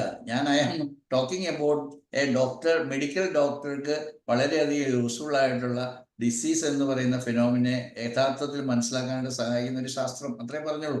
Anybody can learn, anybody can discard, anybody can adopt. എന്ത് വേണേലും ആകാമല്ലോ. നമ്മളെല്ലാം മനുഷ്യരല്ലേ, സ്വതന്ത്ര മനസ്സും ഒക്കെ ഉള്ളവരല്ലേ. ശരിക്കും പേഷ്യന്റ് വരുമ്പോഴേ നമുക്ക് ശരിക്കും ഈ GHKയുടെ നോളജ് ഉണ്ടെങ്കിൽ ആ വിധത്തിൽ അവരോട് സംസാരിച്ചു കഴിയുമ്പോൾ തന്നെ അവരുടെ അസുഖത്തിന് ഏകദേശം ഒരു പൂർണ്ണത വന്നതുപോലെ. നമ്മൾ ആ അസുഖം എന്തുകൊണ്ട് നിങ്ങൾക്ക് വന്നു, ചിലപ്പോൾ അവരുടെ ഫാമിലിയില് സാറ് പറഞ്ഞതുപോലെ ഇന്നതുകൊണ്ട് നിങ്ങൾക്ക് ഇന്ന ഒരു പ്രോബ്ലം കൊണ്ടാണ് ഇങ്ങനെ വരാൻ സാധ്യത എന്നുള്ളത് നമ്മൾ അവരോട് ഡിസ്കഷൻ നടത്തുമ്പോൾ തന്നെ അവരുടെ അസുഖത്തിന് വ്യത്യാസം വരും പകുതിയിലധികം. പിന്നെ അത് സാറ് പറഞ്ഞ പോലെ നമ്മളെ കോൺഫ്ലിക്റ്റ് നന്നായിട്ട് അനലൈസ് ചെയ്ത് ഹോമിയോപ്പതി ആപ്ലിക്കേഷനും കൂടെ വരുവാണെങ്കിൽ വളരെ നന്നായിരിക്കും. കോൺഫ്ലിക്റ്റില് നമ്മൾ കണ്ടെത്തി ആ റൂബ്രിക്ക് കണ്ടെത്തി സിംഗിൾ ഡോസ് മെഡിസിൻ കൊടുക്കുന്ന ഒരു രീതി പ്രെഡിക്റ്റീവ് മെത്തേഡിൽ വരുവാണെങ്കിൽ വളരെ നന്നായിരിക്കും. ആ ഒരു മെത്തേഡിൽ എത്തുന്നതിന് GHK വളരെ ഹെൽപ്ഫുൾ ആയിരിക്കും. വിജയകർ സാറിന്റെ മിനിമം ഡോസ്, ഹനുമാൻ ഉദ്ദേശിച്ച ആ മിനിമം ഡോസ് ക്ലാസിക്കൽ മെത്തേഡിലൂടെ എത്തണമെങ്കിൽ GHK നമുക്ക് നല്ല ഒരു ഹെൽപ്ഫുൾ തന്നെയാണ്.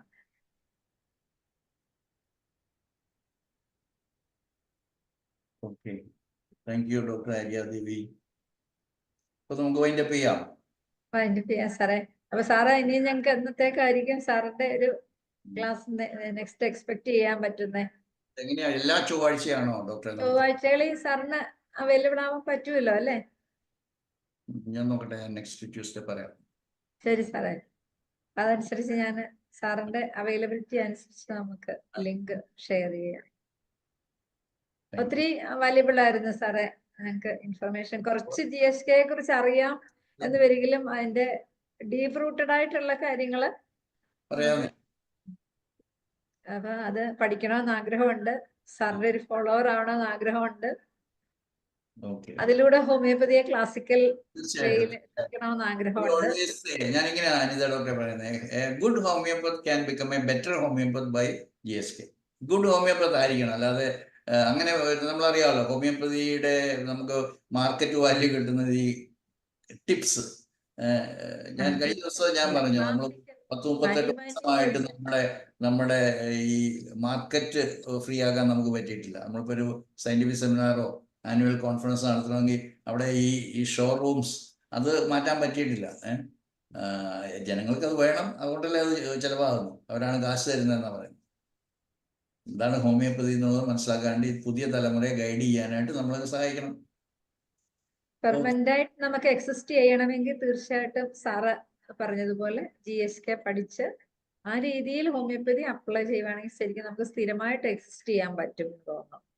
അല്ലെങ്കിൽ നമ്മള് ബിസിനസ് നമുക്ക് എപ്പോഴും പൊട്ടിപ്പോകുന്ന പോലെ താൽക്കാലികമായിരിക്കും. അതിന്റെ ആ ഒരു നിലനിൽപ്പ് താൽക്കാലികമായിരിക്കും. സ്ഥിരമായിട്ട് നിൽക്കണമെങ്കിൽ ശരിക്കും നമ്മള് അസുഖത്തിന്റെ എന്താണ് അസുഖം ഉണ്ടാവുന്നതെന്നുള്ളതിന്റെ ഡീപ്പായിട്ട് മനസ്സിലാക്കണം. അത് തന്നെയല്ല പേഷ്യന്റിനെ നമ്മൾ അവയറാക്കണമെങ്കിലും അനിത ഡോക്ടറെ, ഒരു മസ്റ്റാണെന്ന് എനിക്ക് തോന്നുന്നു. ടിപ്സ് മാത്രം പറഞ്ഞു കൊടുക്കുന്ന മെത്തേഡ് സ്റ്റോപ്പ് ചെയ്യണം. അപ്പോൾ ക്ലാസ്സിലെ പറയുന്നത് കേൾക്കാവോ? കേൾക്കാം സാറോ. മനസ്സിലായില്ല. ഞാൻ പറഞ്ഞതേ ടിപ്സിന് വേണ്ടിയിട്ട് മാത്രം അതെ അതെ നമ്മൾ പല സെമിനാറുകളും വെക്കുമല്ലോ. അതെ അതെ അതൊരിക്കലും അത് പെട്ടെന്ന് നമുക്ക് കിട്ടുന്ന ഒരു സൊല്യൂഷൻ അല്ലാതെ നമുക്ക് സ്ഥായിയായിട്ടുള്ള തെറ്റായിട്ടാണ് ഞാൻ നമ്മുടെ ഈ ഗ്രൂപ്പ് എന്നുള്ളതല്ല, ചില ഗ്രൂപ്പിനകത്ത് ടിപ്സിന് വേണ്ടിയിട്ട് മാത്രം പറഞ്ഞു കൊടുക്കുന്ന കണ്ടീഷൻസ് ഒക്കെ ഉണ്ട്. അപ്പൊ അതൊക്കെ നോക്കി കഴിഞ്ഞു കഴിഞ്ഞാല് അടുത്ത ജനറേഷന് ശരിക്കും അതൊക്കെ ബാധിക്കും. അവര് ഹോമിയോപ്പതി തന്നെ അവരുടെ അടി പതറിപ്പോവും. അത് തന്നെയല്ല സാറേ, എനിക്ക് തോന്നുന്നത് എന്താണെന്നറിയാമോ, ഇപ്പൊ സാറ് പറയണത് പോലെ ഇപ്പൊ GSK ഒക്കെ നമുക്ക് നന്നായിട്ട് പഠിക്കുവാണെങ്കിൽ ഏതൊരു പുതുതായിട്ട് വന്നു വരുന്ന ഒരു ഡോക്ടറിനും ഏത് കേസ് ഹാൻഡിൽ ചെയ്യാൻ പറ്റും അല്ലേ സാർ? അനലൈസ് ചെയ്യാൻ എടുത്തു വെച്ചതാണ്. അതായത് ഇതിന് ചികിത്സയുണ്ടോ ഞാൻ ഡയഗ്നോസ് ചെയ്യുന്നത് KRAS G12V mutation for CRC. ഈ CRC എന്ന് പറഞ്ഞാൽ കോളോറെക്ടൽ ക്യാൻസർ ആണ്. അതിന്റെ മ്യൂട്ടേഷൻ സംഭവിച്ചു എന്നിട്ട് ഈ ജനറ്റിക് ചേഞ്ചസ് വന്നു എന്നൊക്കെയാണ് പറഞ്ഞിരിക്കുന്നത്. ഇതിന് ട്രീറ്റ്മെന്റ് ഉണ്ടോ എന്ന് ചോദിക്കുന്നു. ബിക്കോസ് നോബഡി നോസ് എന്താണ് കോളനിയിലുള്ള ക്യാൻസർ ഉണ്ടാകുന്നതിനുള്ള കോൺഫ്ലിക്റ്റ് എന്നുള്ള എന്നിട്ട് ബോഡി ലെവലിൽ, അതായത് ഒരു സെല്ലുലാർ ലെവലിലുള്ള ചേഞ്ചസ് പറഞ്ഞിട്ട് അതാണ് ഡയഗ്നോസിസ് ക്രൈറ്റീരിയ ആക്കി വെച്ചിരിക്കുന്നത്. അതുകൊണ്ട് ഈ ലോകത്തെ മുഴുവൻ പെട്ടെന്ന് മാറ്റാനൊന്നും പറ്റത്തില്ല. ബട്ട് എന്നെ കേൾക്കുന്ന കുറച്ച് പേര് കേൾക്കുക, എന്നിട്ട് പഠിക്കുക, അപ്പന പഠിക്കുക എന്നുള്ളതാണ്. It cannot be taught, it can be learned only. So all of you, I am requesting all of you, please start reading www.learninggnm.com. Global GNM ഞങ്ങളുടെ വെബ്സൈറ്റിലും നിങ്ങൾക്ക് വിസിറ്റ് ചെയ്യാം. ധാരാളം ഫ്രീ റീഡിങ്സ് ഉണ്ട്, പെയ്ഡ് റീഡിങ്സും ഉണ്ട്. സാറേ, ഇതിനകത്ത് നമ്മുടെ സാറിന്റെ ഗ്രൂപ്പില് ആഡ് ചെയ്യാത്ത ആൾക്കാർക്ക് സാറ് ഗ്രൂപ്പിലേക്ക് ആഡ് ചെയ്യാനുള്ള അവസരമുണ്ട്. പിന്നെ അത് തീർച്ചയായിട്ടും ഉണ്ട്. എനിക്കൊരു റിക്വസ്റ്റ് പേഴ്സണൽ അയച്ചാൽ മതി. എന്റെ നമ്പർ അനിത ഡോക്ടറുടെ കയ്യിൽ നിന്ന് കിട്ടും. അല്ലെങ്കിൽ ഗ്രൂപ്പിൽ ഇട്ടേക്കാം, ഗ്രൂപ്പുകളിൽ ഇട്ട് കൊടുക്കാം. വേണമെങ്കിലും എന്റെ ഗ്രൂപ്പിൽ ജോയിൻ ചെയ്യാം, എല്ലാവർക്കും ചെയ്യാം. അത് റിക്വസ്റ്റ് ഞങ്ങൾ ഇപ്പൊ തൽക്കാലം അഡ്മിൻസ് മാത്രമാണ്. അപ്പൊ ആർക്ക് വേണേലും റിക്വസ്റ്റ് ചെയ്യാം. അപ്പൊ അതിൻ്റെ അകത്ത് ഹീറ്റഡ് എന്നല്ല, വളരെ നല്ല ഡിസ്കഷൻസ് നടത്തുവാണ്. And they are all from different countries of the world. America, Canada, UK, ഇങ്ങനെയുള്ള they are all learned GSK teachers. ഇവരെല്ലാവരും കൊണ്ടുള്ള ഡിസ്കഷൻസ് നടക്കുവാണ്. So you can be a part of the discussion. അങ്ങനെ free ആയിട്ട് അതിൻ്റെ അകത്ത് members ആകും. അപ്പൊ എന്റെ നമ്പർ എടുത്തിട്ട് വന്നോളൂ കേട്ടോ. Okay sir, thank you. സാറിന് അവൈലബിൾ ആയിട്ടുള്ള ഡേറ്റ് എന്ന് അറിയിക്കുക. ഞാൻ പറയാം അനിത. Okay, by. സാറിന്റെ ഇത്രയും വാല്യുബിൾ ആയിട്ടുള്ള ഒരു സെഷന് ഞങ്ങള് ഹൃദയത്തിൽ നിന്നുള്ള നന്ദി അറിയിക്കുകയാണ്. അതുപോലെ സാറ് ഞങ്ങൾക്ക് എന്നും ഇതുപോലുള്ള വാല്യുബിൾ ആയിട്ടുള്ള അറിവുകൾ സാറിൽ നിന്ന് കിട്ടാൻ ഞങ്ങൾ വീണ്ടും ആഗ്രഹിക്കുന്നുണ്ട്. അപ്പം ഒരിക്കൽ കൂടി ഇതിനകത്ത് പാർട്ടിസിപ്പേറ്റ് ചെയ്ത എല്ലാവർക്കും നന്ദി അറിയിക്കുന്നു. എന്താ ഡോക്ടറെ, ആ ലിങ്ക് മിസ്സായി പോയത് വലിയൊരു പ്രശ്നമാണ്. അല്ലെങ്കിൽ ഒരു 10-100 അതെ, പേര് കുറെ പേരുടെ വന്നേ, അത് എന്റെ ഒരു ഫോൾട്ടായി പോയി. ഞാൻ ആദ്യം ഇട്ട ലിങ്ക് ഒരു മിസ്റ്റേക്ക് വന്നു. അപ്പൊ സാർ അത് ഷെയർ ചെയ്യേണ്ടി വന്നു. ഷെയർ ചെയ്തതാ. ഒരു 300+ സോറി സാർ, ഇനി അങ്ങനെ ഒരു മിസ്റ്റേക്ക് ഉണ്ടാവാതെ ഞാൻ നോക്കാം. ഇനി അടുത്ത ഒരു ഇത് വരുമ്പോ നമുക്ക് നന്നായിട്ട്. താങ്ക് യു ഡോക്ടർ അനിതയ്ക്ക് ഞാൻ സ്പെഷ്യൽ താങ്ക്സ് പറയുകയാണ്. കാരണം അനിത ഡോക്ടർ ഇല്ലായിരുന്നെങ്കിൽ എനിക്ക് ഇങ്ങനെ ചാൻസ് വരത്തില്ല. കാരണം ഹോമിയോ ഡോക്ടേഴ്സിന് മാത്രമായിട്ടുള്ള ഒരു എക്സ്ക്ലൂസീവ് പ്ലാറ്റ്ഫോമിൽ ഞാൻ വന്നിട്ട് തന്നെ കുറെ നാളായി. IFPH എനിക്ക് വേദി തന്നിട്ടുണ്ട്, പക്ഷെ ഞാൻ പറയുന്നില്ല, ഇച്ചിരി പൊളിറ്റിക്സ് ആയിരുന്നു. സ്റ്റഡി ചെയ്യാൻ വേണ്ടി മാത്രമാണ് സാറേ, പഠിക്കാൻ വേണ്ടി മാത്രം. ഞങ്ങൾ ക്ലാസിക്കൽ ഇഷ്ടപ്പെടുന്ന ആൾക്കാർ മാത്രമാണ്. പ്രിഡിക്റ്റീവ് മെത്തേഡിൽ ഉള്ള ആൾക്കാരും അതിനെ ഫോളോ ചെയ്യുന്ന കുറച്ച് ആൾക്കാരും ആ മെത്തേഡ് താല്പര്യം ഉള്ളത് കൊണ്ട് സാറിന്റെ GSK ഒന്ന് അറിയാൻ ആഗ്രഹിക്കുക. എന്നാലാവുന്ന പോലെ ചെയ്യാം. നമുക്ക് കൂടുതൽ വരട്ടെ, കൂടുതൽ കേൾക്കട്ടെ, എല്ലാവർക്കും ജനങ്ങൾ രക്ഷപ്പെടട്ടെ. Fear of diseases. Okay, doctor, thank you. Good night to everyone. Thank you everyone for your patient listening. ചോദ്യം ചോദിച്ച ഡോക്ടർ ജോർജിനോടൊക്കെ, ശിവശങ്കരൻ, എല്ലാവരും, ആര്യ ഡോക്ടർ, എല്ലാവർക്കും നന്ദി കേട്ടോ. Thank you.